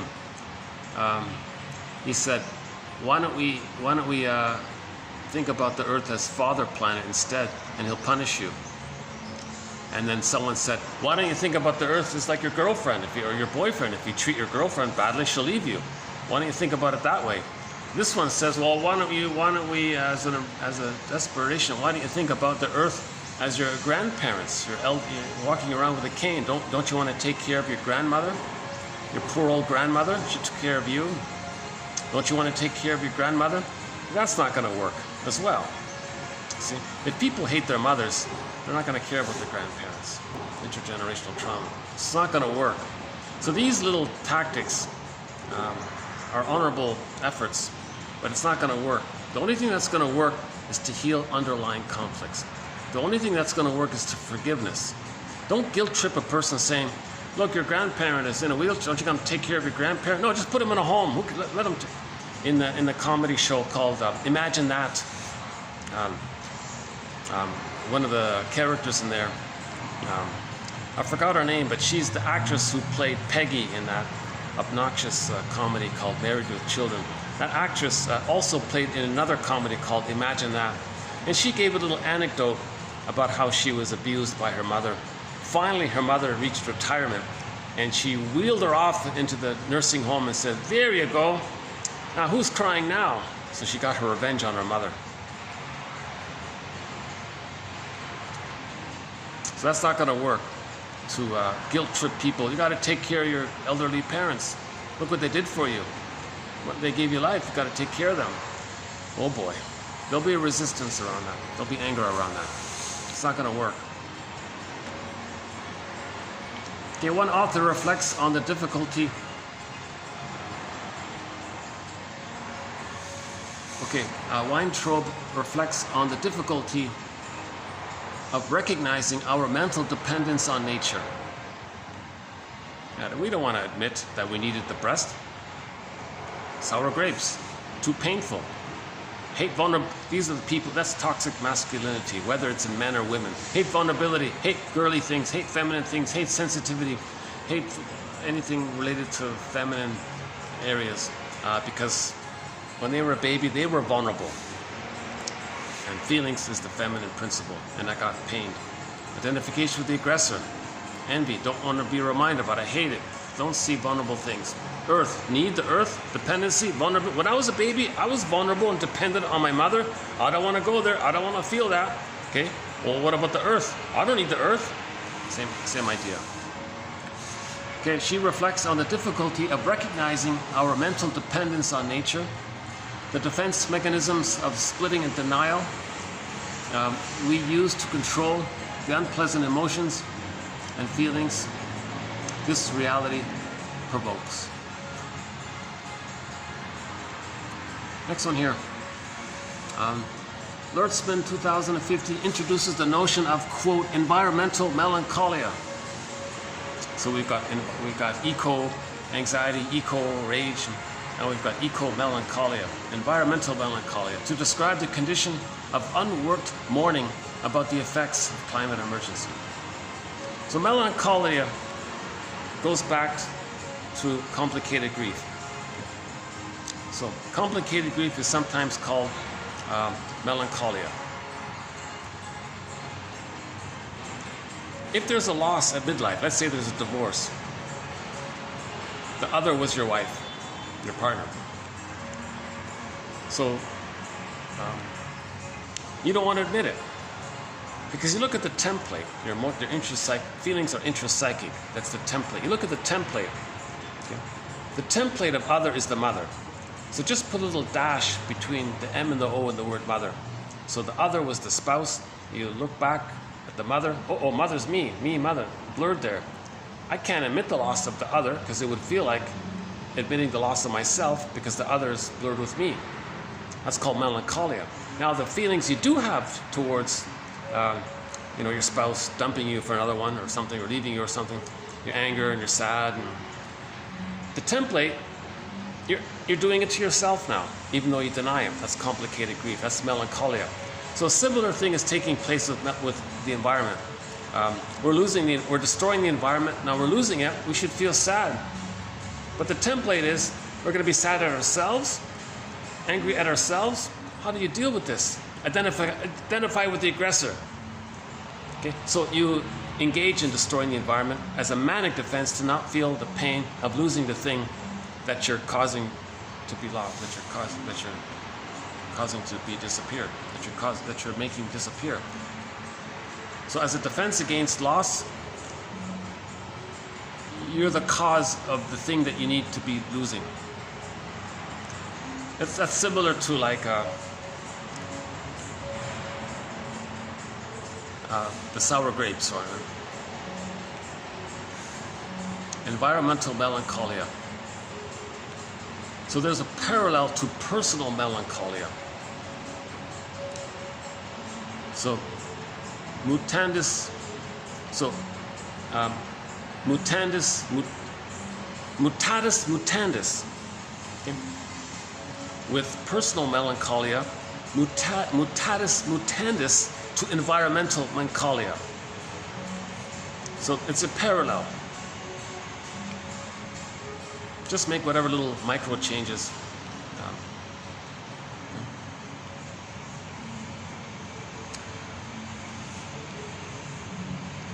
We can't mourn personal losses. Okay. Now, the short sellers are just the people who engage in short selling are destroying the planet. So we're losing the planet. We can't mourn it. The poor woodpecker. The woodpecker's gone. Oh my God, the woodpecker's extinct. That beautiful woodpecker. I forgot the name of it. That very colorful, beautiful woodpecker. It's gone, extinct. See, how do you mourn that? So people can't mourn it.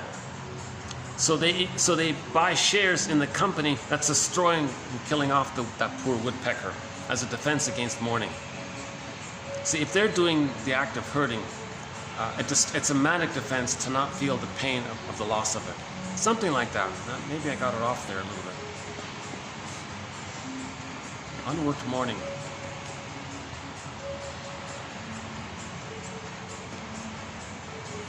Okay, environmental melancholia. So when we have melancholia, we do manic things like greed, envy, grandiosity. So with environmental melancholia, we may buy more, we may do more plundering and more manic things. So just as an individual, as a defense against having been improperly loved, not getting their paradise, not being able to mourn, not being able to forgive, not knowing themselves, not having their psychological birth, not having emotional freedom, all that pain around not having the psychic structure needed to mourn losses, not being able to feel joy and pleasure and have companion love and relationships, all that pain around that. To avoid that pain, people do manic things like grandiosity, and that's number one, or binge eating, or shopping, workaholism, or they do manic activities, mainly Grandiosity, greed, envy, spite, vindictiveness, schadenfreude, okay? Contempt, sour grapes, and fiery victory, and pseudo-aggression, and ingratitude, and a few others. So those are the manic defenses. Again, TQ 2476 to 77 for more on that. So people engage in the manic defenses, like greed and envy, to not feel, it's a manic, and no, prejudice is manic. So to not face the pain of being able to know ourselves, of having our ontological self, of missing joy and sadness in that Disney movie, of missing, where are you, joy and sadness? We need joy for interest and pleasure. We need sadness for empathy, to mourn, for morality. We need all that, and we're missing it. So the pain of missing ourselves, the pain of not feeling, we distract ourselves with manic activities, like prejudice. Oh, good, bad, that's manic. That's unrealistic. It's an aggressive, angry thing to do, right? So the baby's desperate, so he does that kind of thing. So these are desperate maneuvers of the mind. These are called manic defenses. So if there's environmental melancholia, one of the manic defenses will be denial. Oh, it's not happening. Gaslighting. Oh, I'll forget it. Earth can take it. It's not, yeah, the Earth is tougher than we think.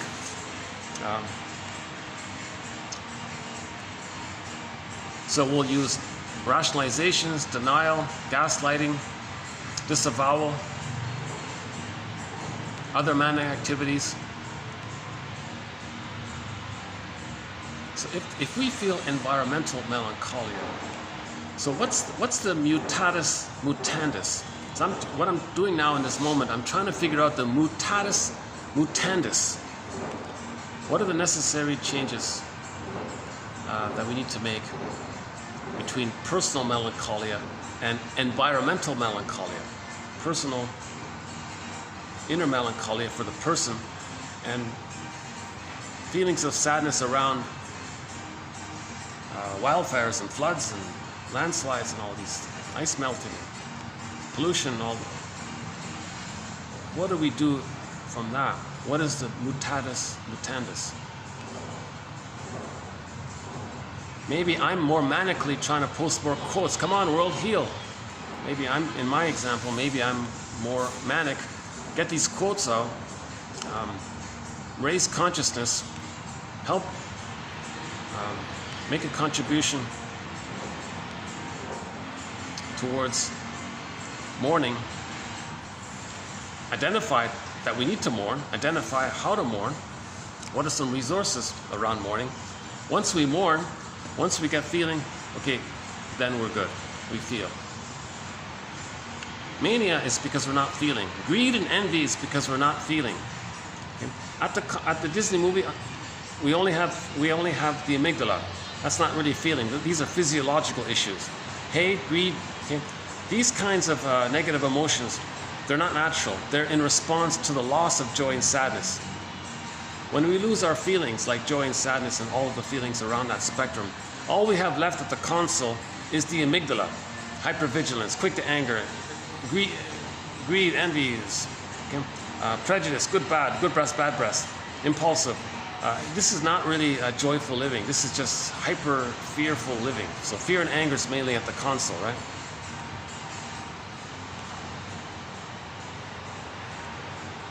Just a footnote, at the end of that movie, joy and sadness did come back with the help of anger and disgust.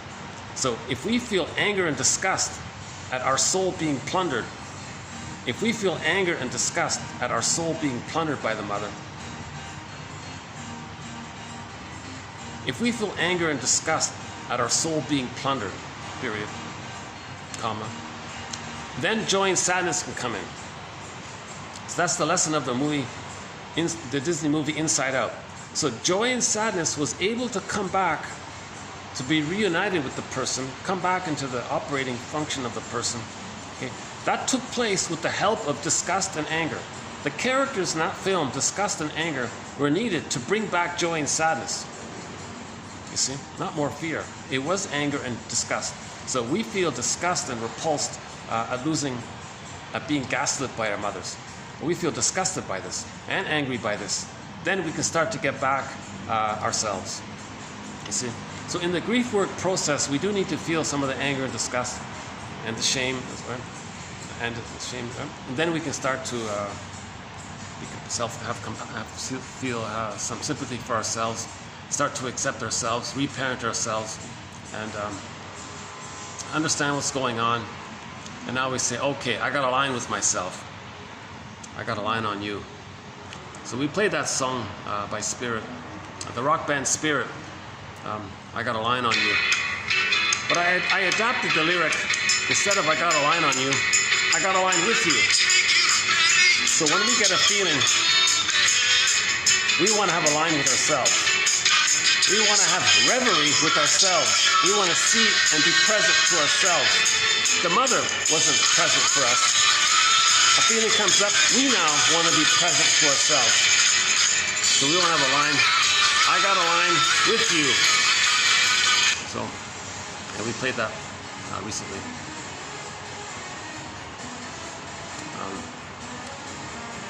Next one here. The same defense mechanisms we find in individual clients, such as denial, projection, externalization, splitting, disassociation, etc., can be found and described mutatis mutandis in groups and communities. Okay, mutatis mutandis, meaning with the necessary changes having been made or respective differences having been considered. For example, in the Merriam-Webster dictionary, for example, quote, the artist made a beautiful painting of her, and a dozen women came rushing to him to have a painting done, mutatis mutandis, in the same style. So the women said, hey, I want a painting just like her. Of course, make the adjustments. I'm not her, but I want the exact same beautiful painting you gave her. I want you to make a beautiful painting like for me, but make the necessary changes. You know.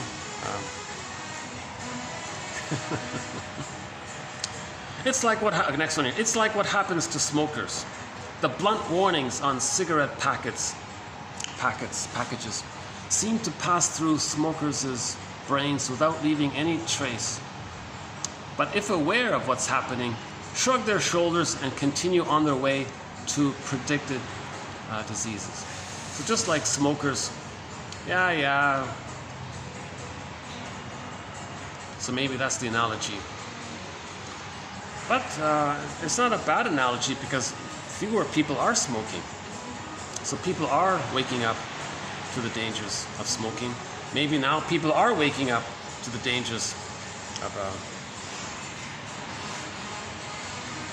unsustainable activities, of dumping 10 billion tons of plastic in the ocean.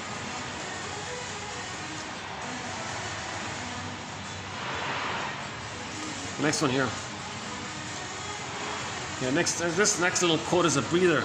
Gardening, a source of emotional nourishment. Nina Coulthard, 1993, stresses that in an ideal world, all psychotherapists would have a garden. So garden is a source of emotional nourishment.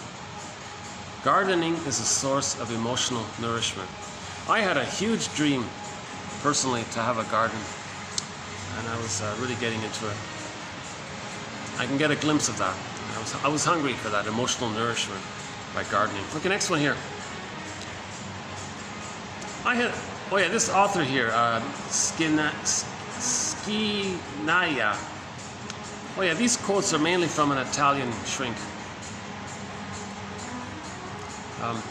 He told a personal story of when he was a child. He went to this fishing village and had a great time with his family. 20 years later, he went back to the same place, and it was all polluted. It was completely wrecked. I had the same feelings of Pasolini when he described at the beginning of the 60s the disappearance of the fireflies. The disappearance of the fireflies. That's quite a thought there. The disappearance of the woodpecker. The disappearance of the fireflies. Now we have the disappearance of the woodpecker. Next one here. One critic asks how therapists can be so indifferent to the environmental problem.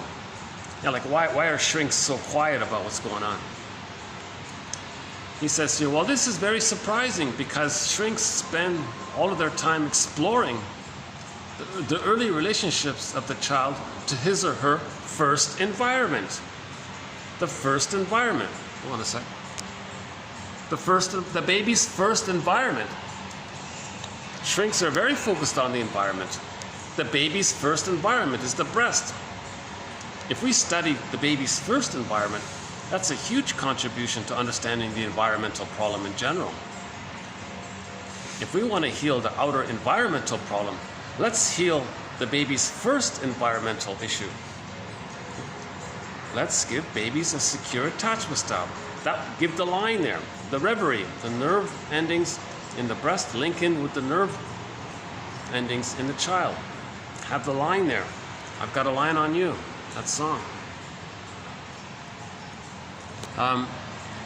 Federico Felgenheimer borrows a metaphor from Maurice Merleau-Ponty and compares the psychoanalytic setting to the dark of a cinema.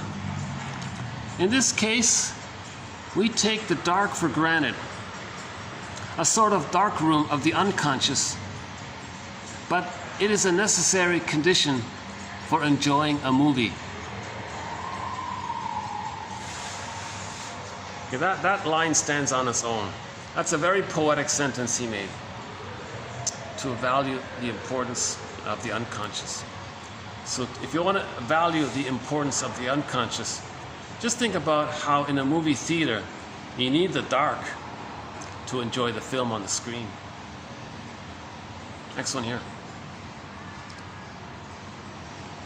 In her novel, The Fifth Season, the writer Nora K. Jemisin does not talk of Mother Earth, but of Father Earth, to stress that Earth does not give us love, but rules to follow.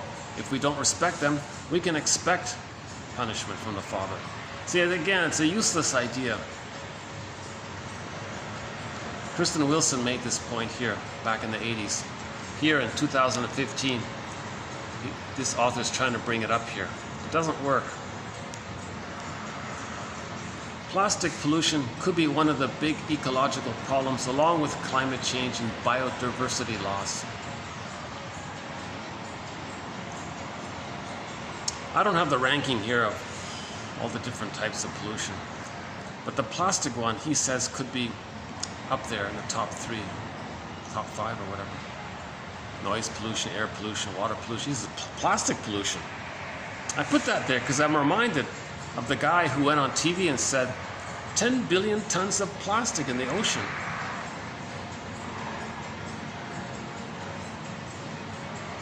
Why are we damaging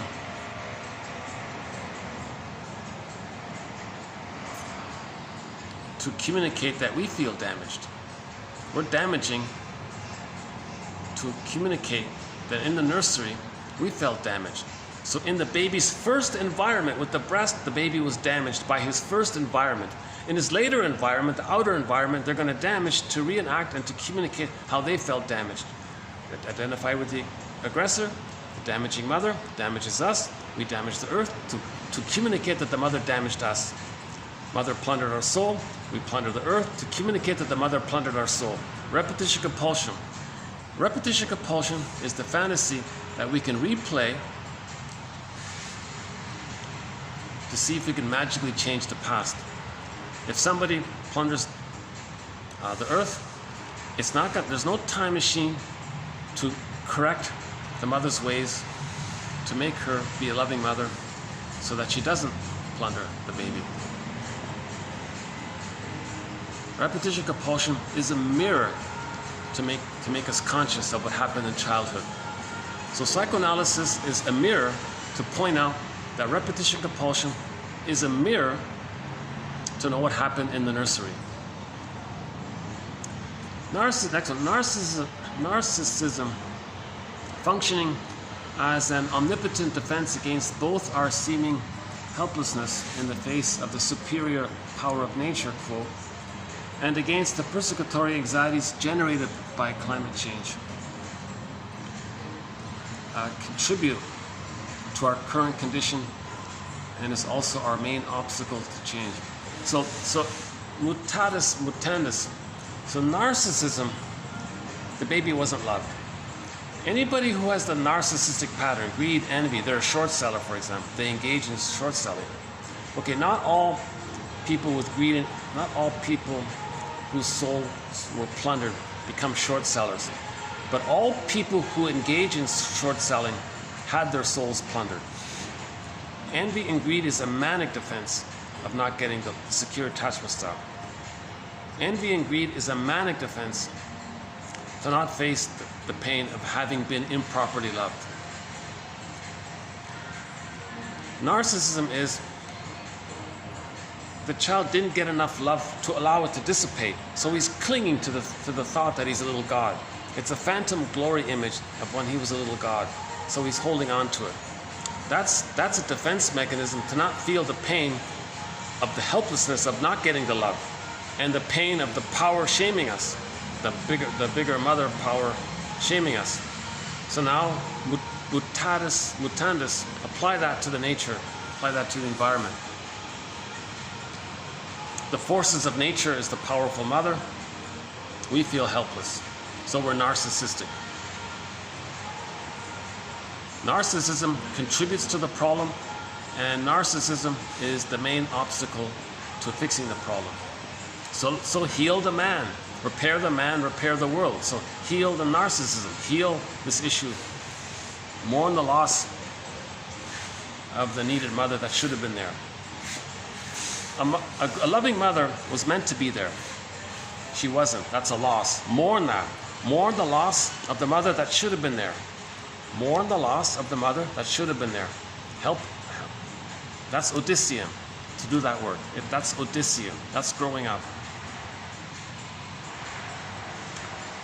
Perhaps we can, another failed example. Question mark here.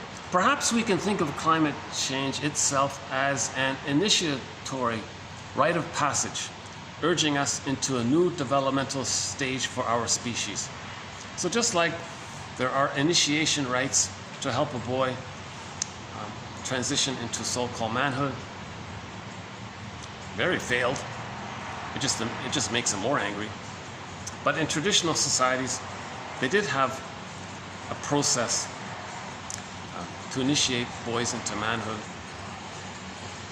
meaning leave the mother, join the world of the father, and then join the world of the mentor, and then become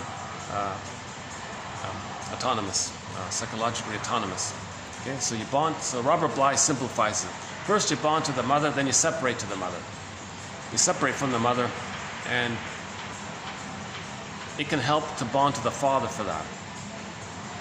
Okay, now you got to leave the father and bond to a mentor, because now you're separating more. The mentor is further away, so now you're separating more. So you bond to the mentor. Finally, you surpass the mentor and you become maybe autonomous that way, right? So maybe it's an ordeal to make these transitions from boy to adult. But the narcissism, the Peter Pan, they don't want to grow up. Their song is 18 forever, or whatever that song is. They don't want to be bothered. A lot of people don't want to be bothered. It's called the puer syndrome. Eternal youth, don't want to grow up. You can see a lot of it. There's a lot of that. Robert Bly's whole book called Sibling Society is all about that. The hunger for the father. To help the child leave the mother, because the mother's clinging to the child. The father's got to step in and say, back off, mother. Let the child bond with me, and I'll help wean him off of you. More accurately, I want to help you wean yourself off the child. Stop using the child to feed you. So the father is very needed for this when the mother's abusive. But she's going to choose a passive father. So the woman doing this is going to, in advance, anticipate this. So she'll choose a guy who she controls, or a guy who's going to sing the slogan, "Mother knows best," and steps aside. Well, mother knows, she knows best. So he's a passive participant in it. The child is enraged by the father. So a lot of the rage of the mother gets transferred onto the father. Number one, could you meet my needs? My mother didn't meet it, the father can't do it. So that's forgivable. The father cannot be to do what the mother should do. But it's legitimate for the child to be enraged at the father for not protecting the child from the mother. If the mother's abusing the child, the father should step in. So that would be legitimate to be angry at the father. But most rage at the father is really at the mother. Because the abused child can't leave the mother. So he directs it onto the father. The father's shaking his head. Shouldn't you be blaming your mother? The child can't do it yet. Okay, last one here. And embodied. Okay, Kristen Wilson's speech. If you're not in your body, you're not making sense. It is disembodied discourse that's causing environmental catastrophes.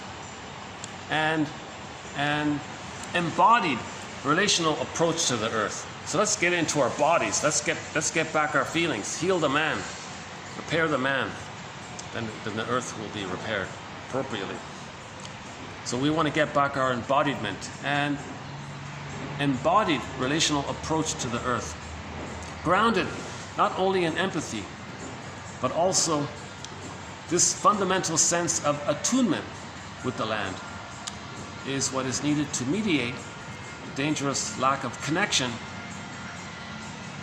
that this author sees as all too frequently apparent in the pillage system, the short selling system. They don't care. Short sellers don't care. It's just greed and envy. Now the empathy, see, to get the empathy for ourselves, we got to forgive the parents. Then you care about the land. You don't care about others if you don't care about yourself or your parents.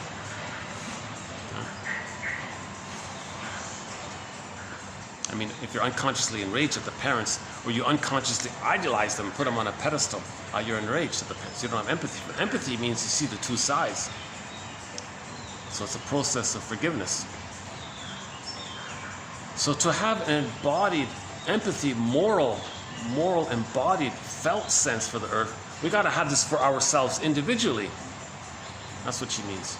So let's have this perspective.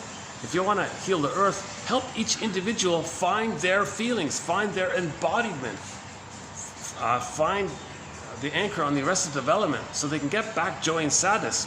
Help each person help the character's joy and sadness in that movie, Disney movie, Inside Out.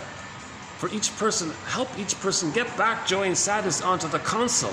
Now, disgust, shame, and rage help in that process. So in other words, help each person to mourn.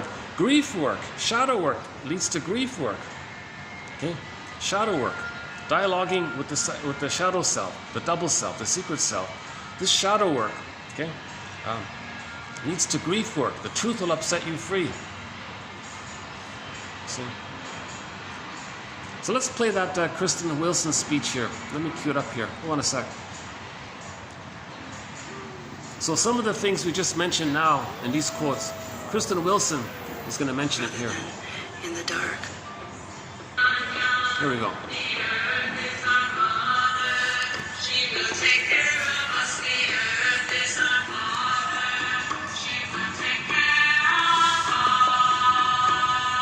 Hey ya ya ho ya ya hey ya ya.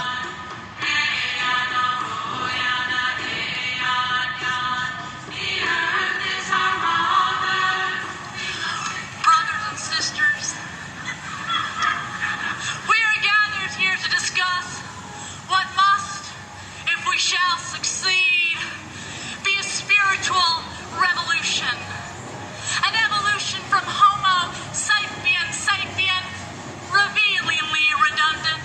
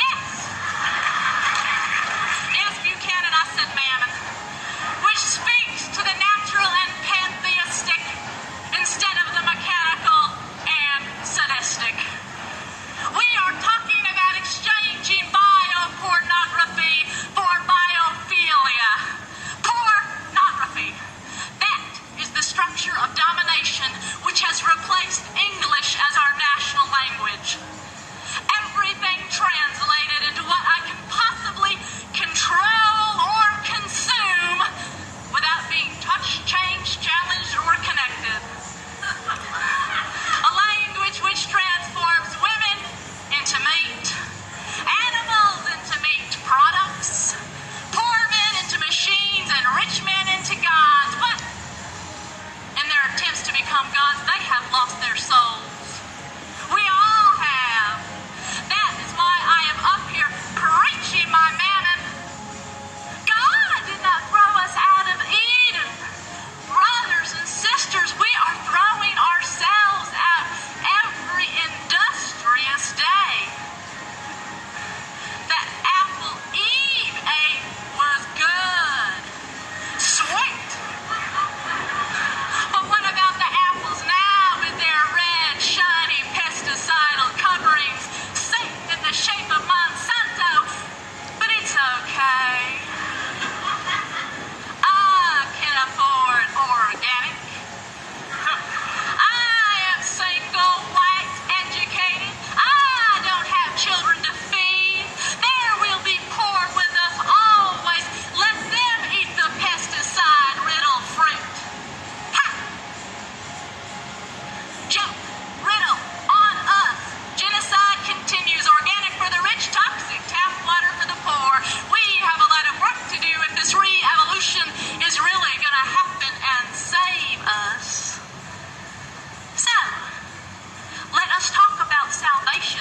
And I do not mean a peach smoothie and a massage. I am talking about saving this planet and the people with it. How will we be saved? The environmental catastrophe appears overwhelming. We are afraid we cannot think our way out of this mess. Of course not. We must feel our way out. We must learn to listen with our hearts and our hands. If you are not in your body, you are not making sense. Literally. It is disembodied discourses that have got us into this crisis. We have worshipped the false gods of logic, progress, productivity, practicality. If destroying the earth for short-sighted economic profit is intelligent, reasonable, then please, God, make me a moron! This is a spiritual revolution about finding our ways back to the land, finding ways to be fed, spiritually fed. And it is not easy. I know. I myself have strategized on ways to make my plans fit their pathology. I have walked through the shadow of political expedience. Once I had a campaign I thought I'd do this whole campaign about changing the environmental reference to this earth, from Mother Earth to Father Planet. Yeah. You see, I read all those, those bumper stickers that were out, those with the green earth globes that said, "Love your mother." And I despaired. I knew there was no hope. And I'm not even referring to the irony of having pro-planet language on the back of a car. Hallelujah. I am referring to the slogan, "Love your mother." It won't work. What America hates its mother.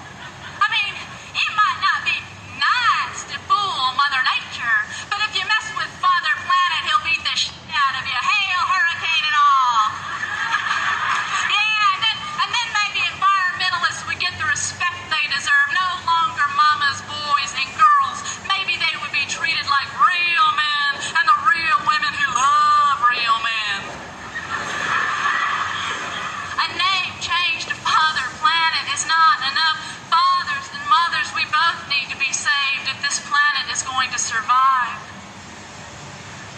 The environmental crisis points to a total ideological and spiritual crisis.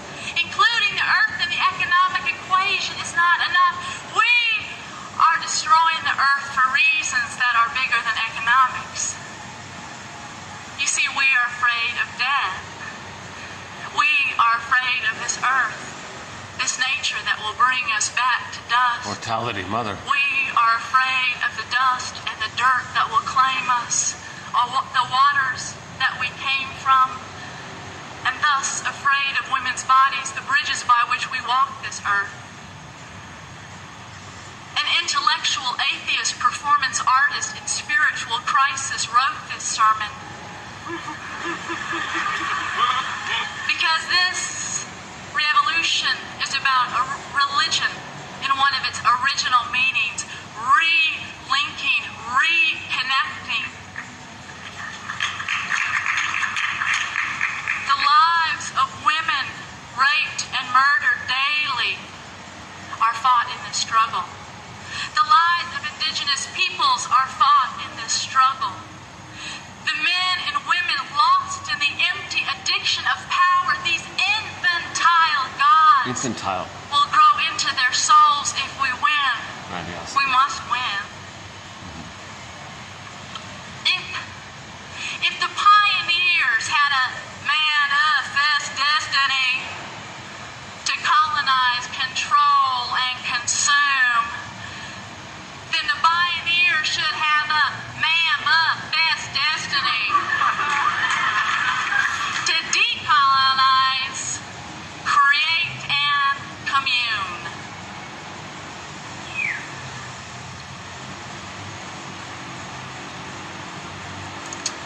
But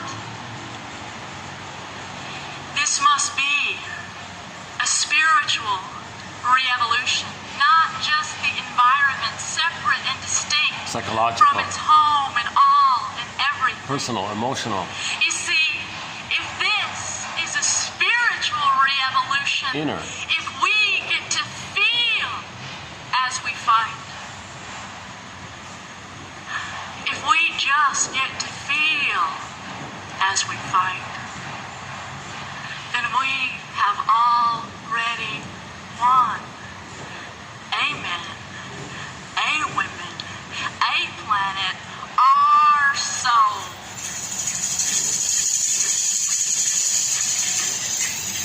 See, that last point, she's talking about the depressive position. People engaged in short selling, people stuck in the paranoid schizoid position, they're not really feeling. It's just the amygdala. Okay? Anger, spite, greed. Okay, that's not really feeling. That's just physiological responses. Like in the Disney movie, at the console, it was just fear, anger, mainly, right? Now, for most of that movie, the character disgust just represented distaste and dissmell. So if we can just feel, we're good, because now people have meaning. Now you're connected to yourself. Once you get some joy and sadness, empathy, understanding, now you know what's going on, then things are normal. Things will be good. Now, in the last video, 2499, about the greed and envy, they're doing that because they're not feeling. We do these manic things like plunder, pillage, greed, and we do these things because we're not feeling. We're enraged. Somehow, the idea is each person gets some glimpse of how they feel like the Acropolis within, and have some sense of that they have a soul. It's damaged. That's a pretty good image of a traumatized soul, the Acropolis. Yeah.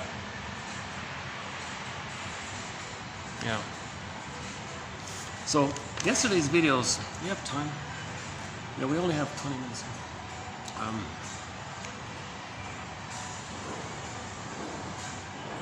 Let's run through these quickly. 2499. Let's interpret our clients' greed as a remnant of early oral reactions. Greed, the state of never enough, expresses a protest. Okay, there's so much here. I'm trying to cram in too much here. It's there. We've done some, there's some great quotes here. This video is okay. These quotes here are okay. Let's just stick with these ones here. Anything we missed here? Let's see. Again, 24.99 about the plunder system. 24.78 to 89 about greed. Key one there. The two prior to those ones, 76 and 77, about manic defenses. 24.35 to 9 about falling a loved one. And the 10 or dozen or so videos prior to that, all about repetition, compulsion, and transference. That whole bunch of videos, I mean, you click the more link or the see more link or the show more link or the show link or whatever it says, you'll get the quotes posted below. Well worth the read. It may bring up a dream. If you get a dream, quote, "It's like this in my soul today," or "It's like this in your soul today." Now you get a sense of understanding the past and the present link. If any quote brings up a dream, it's helping you to see the link between the past and the present. It's helping you to explain and understand the present by what happened in the past, because the quote acknowledged something in the past, and the unconscious is eager to be seen. That double self is eager to be seen. Darrow's metaphor, he calls it the skeleton character. You want to welcome this character, this double self, secret self, second self, shadow self, the inner child of the past. Whatever character, whatever metaphor we use, you want to welcome this metaphysical imagining of an embodiment of your own disowned self. Treat yourself as an honored guest who had a right to be, who has a right to be, seeking us, seeking reunion, the marriage, inner marriage, seeking acceptance, reintegration, resynthesis, re-owning, reclaiming, getting back into ourselves. Again, we lose so much by the age of 5, we spend the rest of our lives trying to get it back in. So we want to get some, once we start getting something back in, now we're feeling. If we just do this, if we do shadow work, if we just feel as we heal, we're okay. We're not going to be this vindictive on the planet, aggressive vindictiveness, envy, and all that. Man.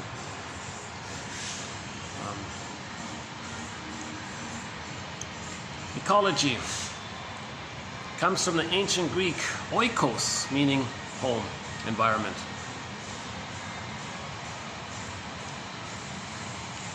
Okay. We got to face this issue of gaslighting, denial, and disavowal. You half know and half don't know and don't want to know. You know, but you don't want to know. That's disavowal. All of the defense mechanisms that we use personally, okay, we can transfer that broadly and apply it mutatis mutandis outwardly. Identification with the aggressor. If we're so disturbed by what the short sellers are doing, some people may, I want to join you. I want to be just like you. And people line up and pay good money to listen to a guy who's causing suffering and poverty. 30,000 children perish every day because of the immense poverty. The poverty is the envy. They don't want to see goodness, and you want to join that. But it's so disturbing, it's so painful, it triggers in the pain of the being bottle fed or something. Then you transfer that to identification with the aggressor. So wanting to idealize someone who's causing poverty and suffering, that's a clue, that's a mirror to see that the defense mechanism of identification with the aggressor took place within. Wanting to become someone who causes billions of people in poverty and suffering, destroying the planet, killing the woodpecker, extinction of the woodpecker. Wanting that kind of awful thing, that's a mirror to know that there was trauma in the nursery. There was trouble in the nursery. Psychoanalysis is offering this mirror, that there are mirrors. Let's look in the mirror. We're creating them. You know, okay? Innate drive for healing. earth breast. So we want to move from the paranoid, schizoid position to the depressive position. I got 2 staff members sitting beside me here. So if they get too noisy, I might have to move here. Let's see. Oh no, they're not staff, they're just maybe guests or something. We talked about the fantasy of the earth breast being insatiable. That's related to infinite mourning, timeless. That's in reference to the timelessness. The baby's in a state of timelessness. The baby doesn't understand time. It's just always now, so it's infinite. That's the insatiability area, infinite area. Yeah, what about that? Imagine the earth as your elderly great-grandmother needs your help. Not going to work. The earth as your father is going to punish you. Not going to work.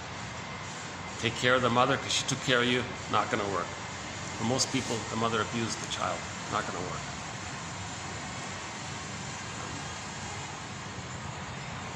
Okay, so study defense mechanisms. So we have a book, one Golden Windmills of the Mind Award was issued to Henry P. Laughlin's 2 books called Mental Mechanisms and The Neuroses. So he teaches about defense mechanisms like splitting, denial, disavowal, epigame, endogame, identification with the aggressor. So we want to study defense mechanisms. Actually, a very good handy little book is called 101 Defenses by Jerome Black. Yeah, we haven't mentioned that one in a while now. Karen Horney's book, Our Inner Conflicts, is a good book, a good place to start. Karen Horney, one of our mentors, Inner Conflicts. Environmental Melancholia. The personal melancholia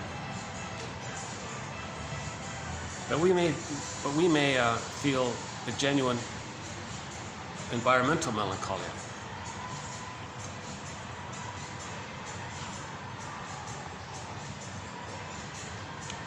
The issue about the example about the warning on the cigarette package.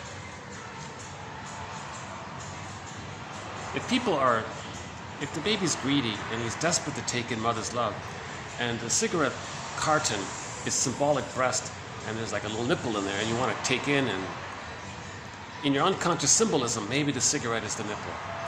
But the trick is maybe the chemistry, the nicotine in the tar, maybe does something in the brain, makes the person feel soothed a little bit. The person's searching for the soothing from the mother. They're not getting it. It's similar to cookies. The cookies are not the breast. They must be puzzled by hearing two young people there. Only got about 20 minutes, less than 20 minutes. Yeah, so the cookie, sugar, salt, and fat, tricks the brain to send the person serotonin. So serotonin is you feel safe. The sugar, salt, and fat makes the mammalian part of the brain think that the person is safe, so it sends down serotonin. But this safety, it goes through the system quickly. It didn't change psychic structure. It didn't provide the line experience. I've got a line with you. Mother says to the baby, "Baby, I got a line with you." Baby says, "Mommy, I got a line with you." The reverie, the connection, the seeing, the cookies can't do that. The cookies cannot, or the cigarette cannot be the breast and provide the positive maternal experience. It cannot provide the mother's reverie. Gardening, a source of emotional nourishment. Oh man, big time with cities. If you're in a noisy, busy city and you go to a little park or a green space, what a relief. Like I feel immense relief just coming here. This little spot right here. I feel immense relief with this greenery here. But there's a lot of concrete all around me.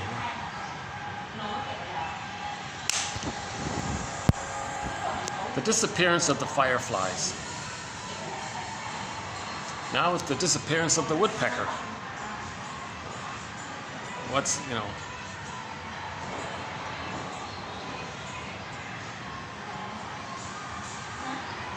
That's a symbol that we still believe that the mother didn't care of plundering of what she did to us. Forgive the parents. She was traumatized. Have a broader perspective. Okay? She's a victim of the plunder system. Understand the plunder system. TQ 2499 is a part of it. And the topic on greed. 78 to 89. 2478 to 89. That'll help to forgive. Barry Grosskopf's book called Hidden in Plain Sight, Understanding Our Puzzling Emotions. The disappearance of the fireflies. Yeah, that was a touching, when I read that, I was like, I had a little moment there. Oh, let's include this one, yeah. I felt that same moment with the disappearance of the woodpecker. Somebody said the woodpecker that's extinct is the woodpecker that the cartoonist based the kid's character, the Woody the Woodpecker character, based on that woodpecker that's now extinct. And see, they're knocking on the woods, right? They're knocking on the trees, knock, knock, right? Now they're not knocking anymore, those woodpeckers. So they were like a sign of the ecology. They were a symbol of our health. The fireflies were a symbol of our health. The woodpeckers, I think, were a symbol of our health.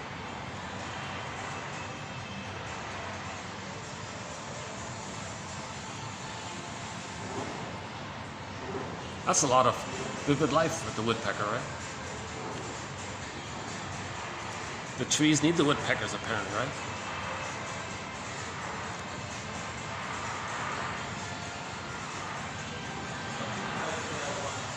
Yeah, therapists study the environment, the baby's first environment. So don't blame shrinks. How come, why are you so quiet, shrinks? Why aren't you, and I noticed that myself. I've never seen any shrink ever stand up and say and explain. The thing that we're doing is a communication of what happened in the nursery. None of them are doing it.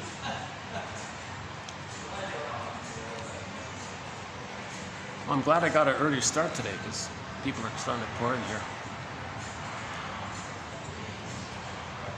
But we can say, let's give shrinks some credit. They are studying the environment, the baby's first environment. If we understand the baby's first environment, we'll understand the environment generally speaking, broadly speaking. As below, so above. As above, so below. So yeah, I like that quote. That's surprising. This criticism is surprising because shrinks spend their time exploring the early relationships of the child, of man, with his or her environment in all its terms. In all its terms. The repetition compulsion, the replay of what happened in the breast. So greed is a replay of what happened in the early environment. The baby's early environment was he didn't get the love. Later, replay in the external environment, he's going to be greedy in reference to not getting the love that he needed. The fantasy is that he'll take in Earth's breast, that somehow magically he can get the love he needed from the nursery. So let's understand this.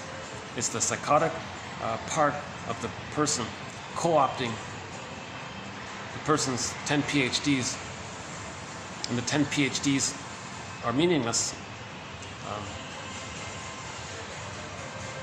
The puppet master is pretty strong. There's this drive to heal. Oops.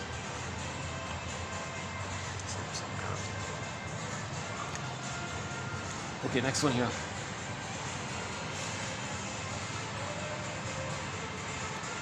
Okay, the one about Federico and Maurice. The psychoanalytic setting, they compare the psychoanalytic setting to the dark in a cinema. In this case, we take the dark for granted, the unconscious. A sort of dark room of the unconscious, but it is necessary. But it is a necessary condition for enjoying the fireflies, the stars. Yeah, starry night, right? We don't even see the stars. Apparently, there's parks now. There's so much light going on. You have to go to a special park that guarantees no artificial lighting to disturb you from seeing the stars. It's a special park. Like, wow.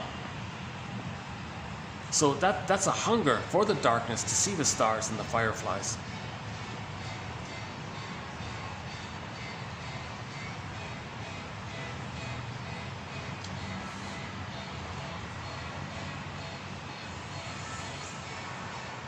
Is it a rite of passage? Are we being forced to grow up and stop our infantilism, stop our greed, confront our grandiosity, give up this envy? It's not working. Repetition. A person can have 20 lifetimes being envious and replaying the greed. It's not going to work. Maybe it's time to let it go and grow up, right? Rite of passage. A very good song for this topic on the climate issue is from the same audio program called Gleanings of the Earth. So there's a radio program called Gleanings of the Earth. That speech by Kristen Wilson I played just before is from the episode entitled Earth, Air, Fire, Water. On that same episode, it's a 30-minute show, there's a song called Defend the Earth. That's not too bad. Let's see if I can find it on here. Okay, here we go. Okay, here's a song called Defend the Earth. Not well known. Just some local indie folk singer did this. It's pretty good. Yeah, we'll start to wind down here.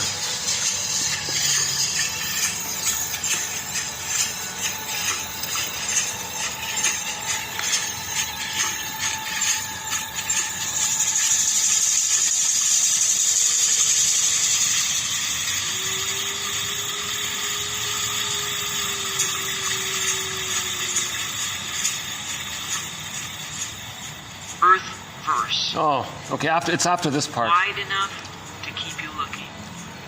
Open enough to keep you moving. Dry enough to keep you honest. Prickly enough to make you tough. Green enough to go on living. Old enough to give you dreams.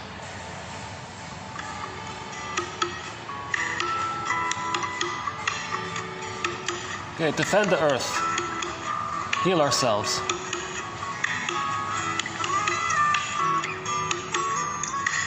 Defend the apocalypse.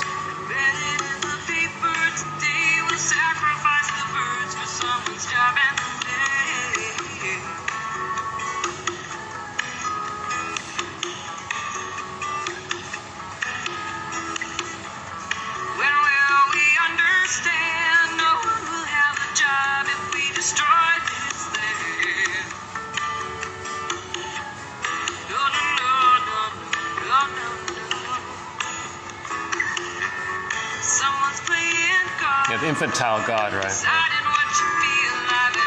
That's the grandiosity with trauma.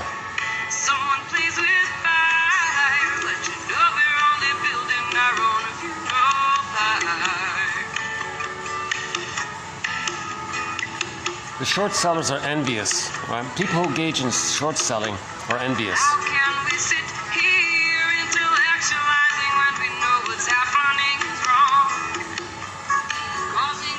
And it's not as if we're demonizing the people who engage in short selling, because almost everybody is somehow linked in with it. So we got to heal the people. We got to heal people in general. Right?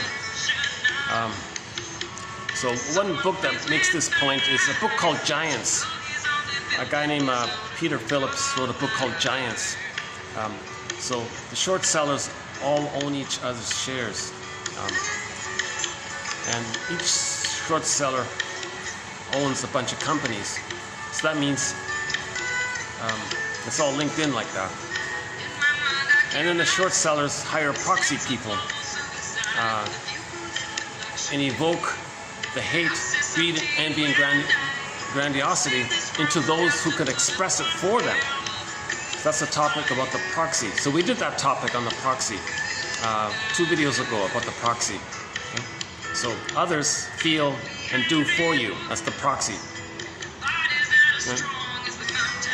So when people feel unhappy and they're together, there's a temptation to express their anger at them onto the person in the present, or to see your innocence onto them and communicate what happened to you by hating them to show how you might. So there's a lot of conflict.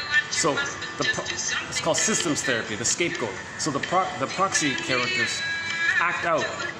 Okay? The scapegoats will act out feel, play the role for the group. So they're expressing their hate. So we have to understand this issue of the proxy. That's part of the puzzle, to understand this issue of the evocation of the proxy. It's called projective identification. 2 videos ago. I think it's the one that ends in 88. I think it's 24 something, 2480 something, 2485 to 88, that one there. 2485 to 88, about the proxy one. Oh, not Joseph Campbell, oh my God.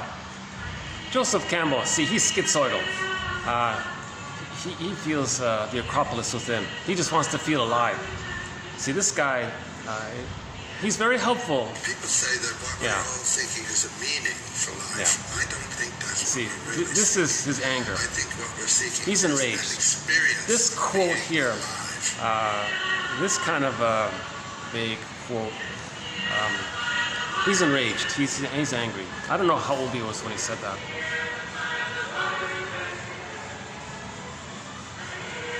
What else is on this show? So he wants to feel alive because he feels flat inside. He lost joy and sadness. So, but this aliveness he's talking about is misleading, because Schadenfreude makes you feel a moment of excitement. That's the dopamine and the serotonin. That's not the embodied feelings. Kristen Wilson is talking about the embodiment. She said, if you're not in your body, you're not making sense. We have to feel. That's being in the body. He's just talking about, I want to feel adrenaline. Or I think Joseph Campbell should go to New Zealand, ask the Maori to teach them how to do the haka dance, because the haka dance gets people into a temporary regression where they feel one with everything and they feel very powerful by that. That'll feel alive, right? That kind of thing.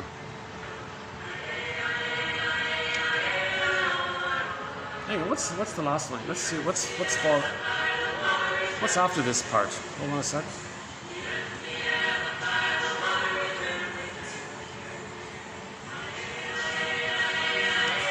Those 2 young people sitting beside me don't seem bothered by it. I will not dance to your wardrobe. Oh yeah, okay. Here's a I will poet. not lend my soul nor my bones Okay, to your wardrobe. this I will poet not here, dance to that beating. she's saying, I will not hate for you. It is lifeless. And I she know doesn't want to be a instantly that proxy. skin you are hidden She's in saying was here, alive you want me to once. act out what you can't Stolen. feel. I'm not going to do it. I'm not going to hate for you. Right? Nor am I going to hate I you. will not pop, spin, break for you. I will not hate for you or even hate you. All right. There's I a, will not kill for you. so there's a good line there. I will not. I will not die for you. I will not mourn the dead with murder nor suicide. I will not side it's a with pretty you or intense dance poem. to moms, because everyone is dancing. Everyone can be wrong. Life is a right, not collateral or casual. I will not forget where I come from. I will not be played. I will craft my Listen to this own one. drum. Gather my beloved near, and our chanting will be dancing. Our humming will be drumming. I will not be played.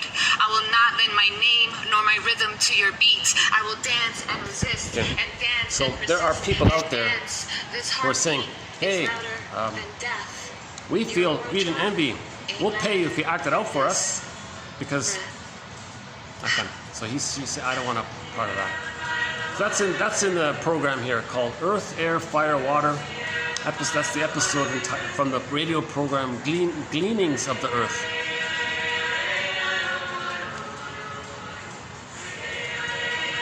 What else is on here? Hang on a sec. I haven't heard this one in a while. The whole thing. The elements: earth, air, fire, water, metal, wood.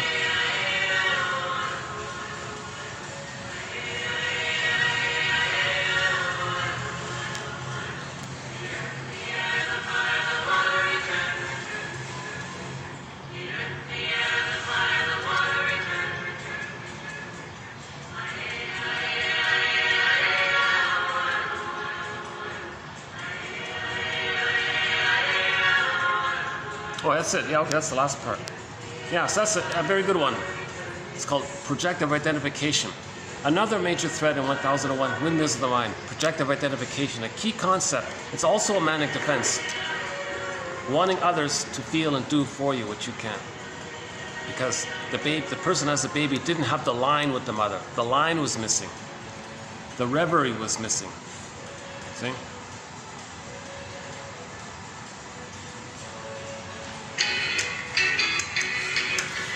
The mother needs to say to the baby, I've got a line with you.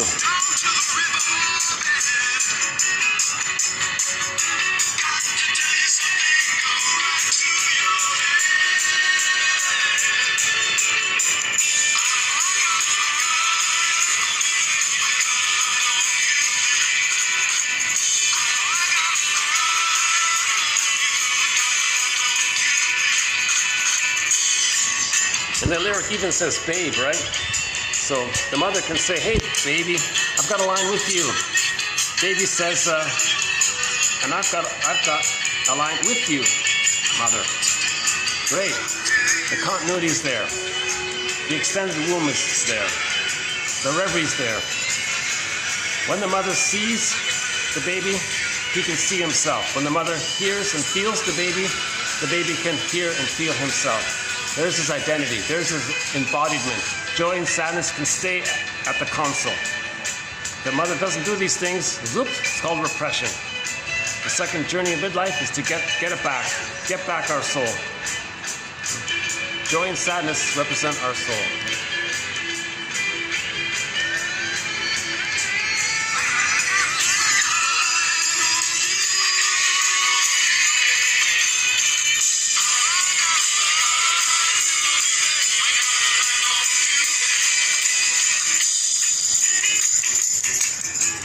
Yeah, and the band is named Spirit, so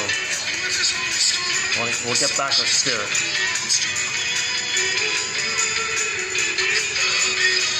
The greed and the plunder, the envy, is because the person lost emotional freedom. They're not really feeling. Greed, envy means they're not feeling. Greed, envy, plunder, short selling, they're not feeling. Nothing to admire. They're traumatized, they're enraged. Now it's cloaked over with elegant rationalizations. Another major thread, rationalizations. Rationalization is when you want to give the appearance of being reasonable. Okay? So you confuse people with jargon, double talk. Okay? If you can't dazzle them with your brilliance, baffle them with nonsense. Because then others feel helpless and confused. What do you mean? I'm confused. Oh, good. Okay. That's a reenactment of when he was a child, he was confused with his mother. Mother, I'm confused, I'm baffled. What are you doing? Okay, so he replays that. That's part of it as well. Repetition, compulsion. Okay, so look, I've 5 minutes left here. The smokers area is occupied. I guess I could go upstairs. Why don't we go to the blue room for a few minutes? Upstairs. Yeah, okay, let's just go to the blue room for a few minutes.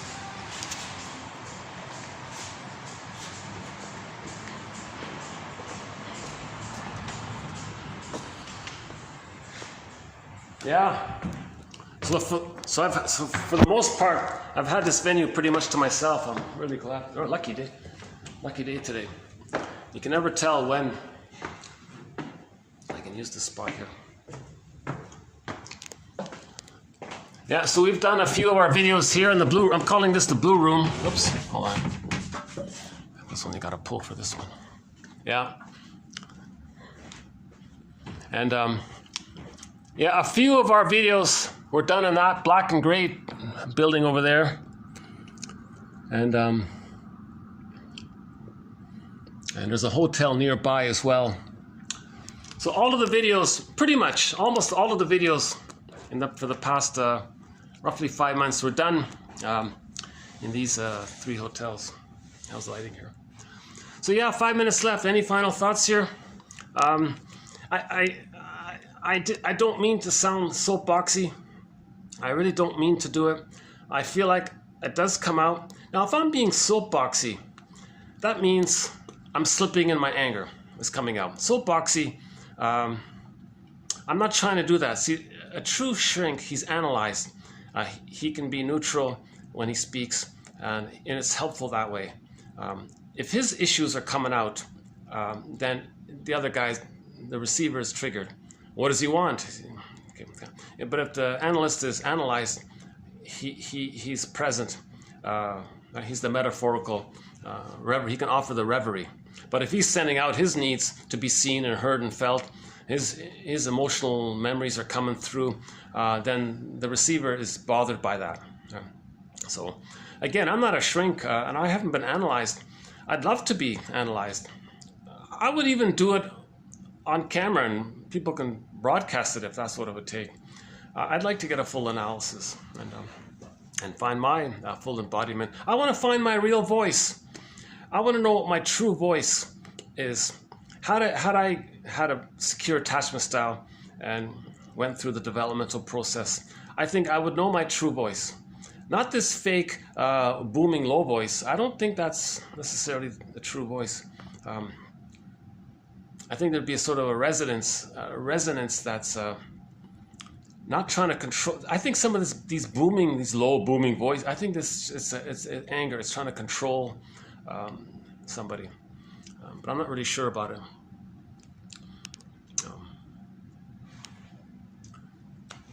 What else here? Hold on a sec. Yeah. We all live under the same sun because we're one, right? We all live under the same sun, reminding us that we're one. We're one species. We're all Homo economicus, meaning a traumatized version of Homo naturalis. But underneath, whether healthy or damaged, we're all Homo sapiens. Okay? All under the same sun. Right?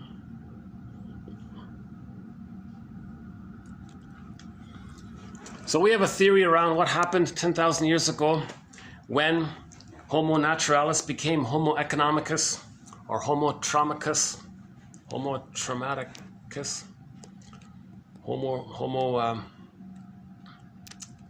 repetition compulsionist, confused, infantilist, sibling society. Yeah, so we're trying to, economicus kind of implies it, the value on the greed. Now, Kristen Wilson says in that speech we heard today, decolonize doesn't necessarily mean, it just means that there'd be a kind of a communal trade or something. It wouldn't be like a plundering thing where people are forced into poverty to have a pool of poorly paid workers to extract the resources to hand them over to the greedists, to the envyists. Because the envyists don't want to see something outside of them that looks good. If it's damaged, then they're not triggered. So that's how they soothe themselves. Now, I have a huge question mark about this issue of the breast. One quote said that the baby can't tell the difference between the breast and his experience of the breast. If his experience of the breast is envy, then the breast is envy. So he's always looking for the breast, but to stay connected to the breast, he's got to be envious. That's the breast. So he says, so that's why all of this harm is considered good from his point of view, because the breast, so it's the pleasure and displeasure. So that short seller, that 99-year-old guy who said it's all about envy, and he's still doing it, multi-billionaire, still plundering, still wanting to see things damaged, more damage. He's not giving back. He's not. In healthy development, an elder is generative. They're saving, they're preserving, they're protecting. They're thinking about 7 generations. They're treating the planet like they love their grandmother, like they cherish their spouse. They respect their parent. They don't have any of that. It's not Odyssean. It's the Oedipal issue. Again, in the last quote, in the last video, TQ 2499. We talked a little bit about this issue of the difference between the Oedipal family and the Odyssean family. Okay, the short selling is anyone engaged in short selling, that's the Oedipal family. And we want to transition to the Odyssean family. As long as we're starting to feel, that's the Odyssean. Searching for feelings, searching for truth, that's Odyssean. Odyssean. Once we're all Odyssean, we're good. Oh, somebody coming in. Oh, it's okay. How are we doing here? Okay, this is going to cut out in roughly 5 minutes, I think.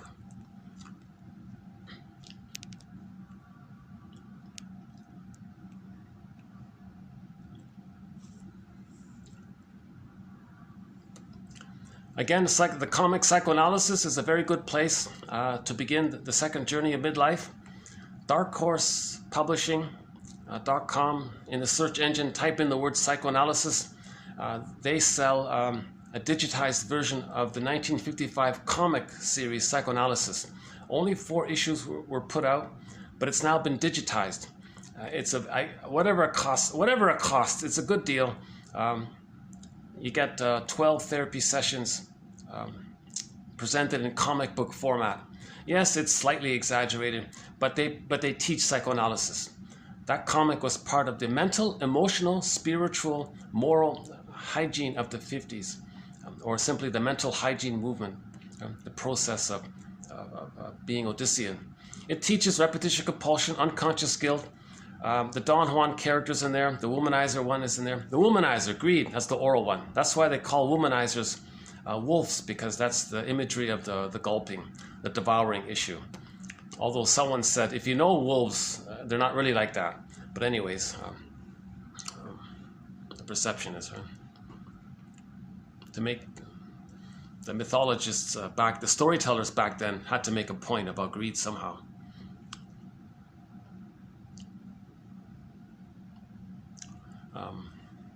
So psychoanalysis, that has won a Golden Windmills of the Mind Award, as has that Disney movie, Inside Out. Laughlin's 2 books mentioned earlier, that has also won a Golden Windmills of the Mind Award. We talked about the Odyssey. That has won a Golden Windmills of the Mind Award. The film, the TV series, the one starring Armando Assante, an Italian actor. Yeah, so the quotes today are mainly from an Italian author, so it fits there. Stepping Out by Roy Lichtenstein, a painting. That has won a Golden Windmills of the Mind Award. Robert Bly's audio, including Sibling Society, but mainly about shadow work, shame, mythopoetic movement. Not so much the poetry, but all of his psychology. That has won a Golden Windmills of the Mind Award. Jane Elliott's work on education, prejudice and education. That has won one as well.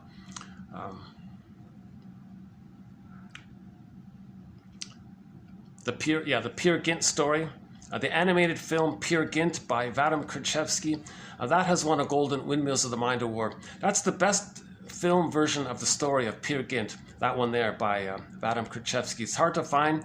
It's in Russian, but it has English subtitles. The subtitles are very good. It's only 30 minutes long, but in 30 minutes you'll get a good feel for that story.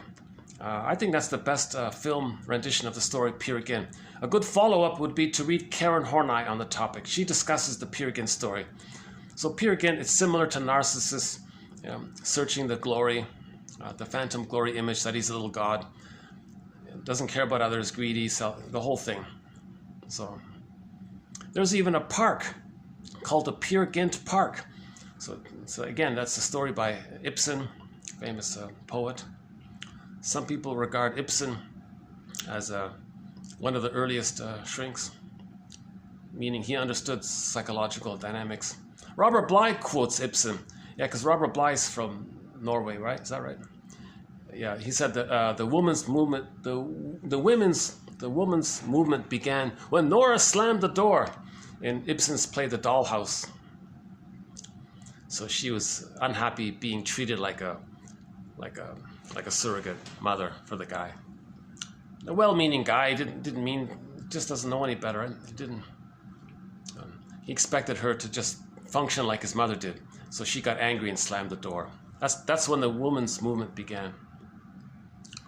But that poor guy, a guy doing that, means he's still searching for mother. Marries a woman and expects that of her, kind of thing. She says, no, what about me? Okay, this is going to cut out, oh my God, in about 10 seconds or so, something like that. I wish I could have some funny, a cheerful note to end on. I'm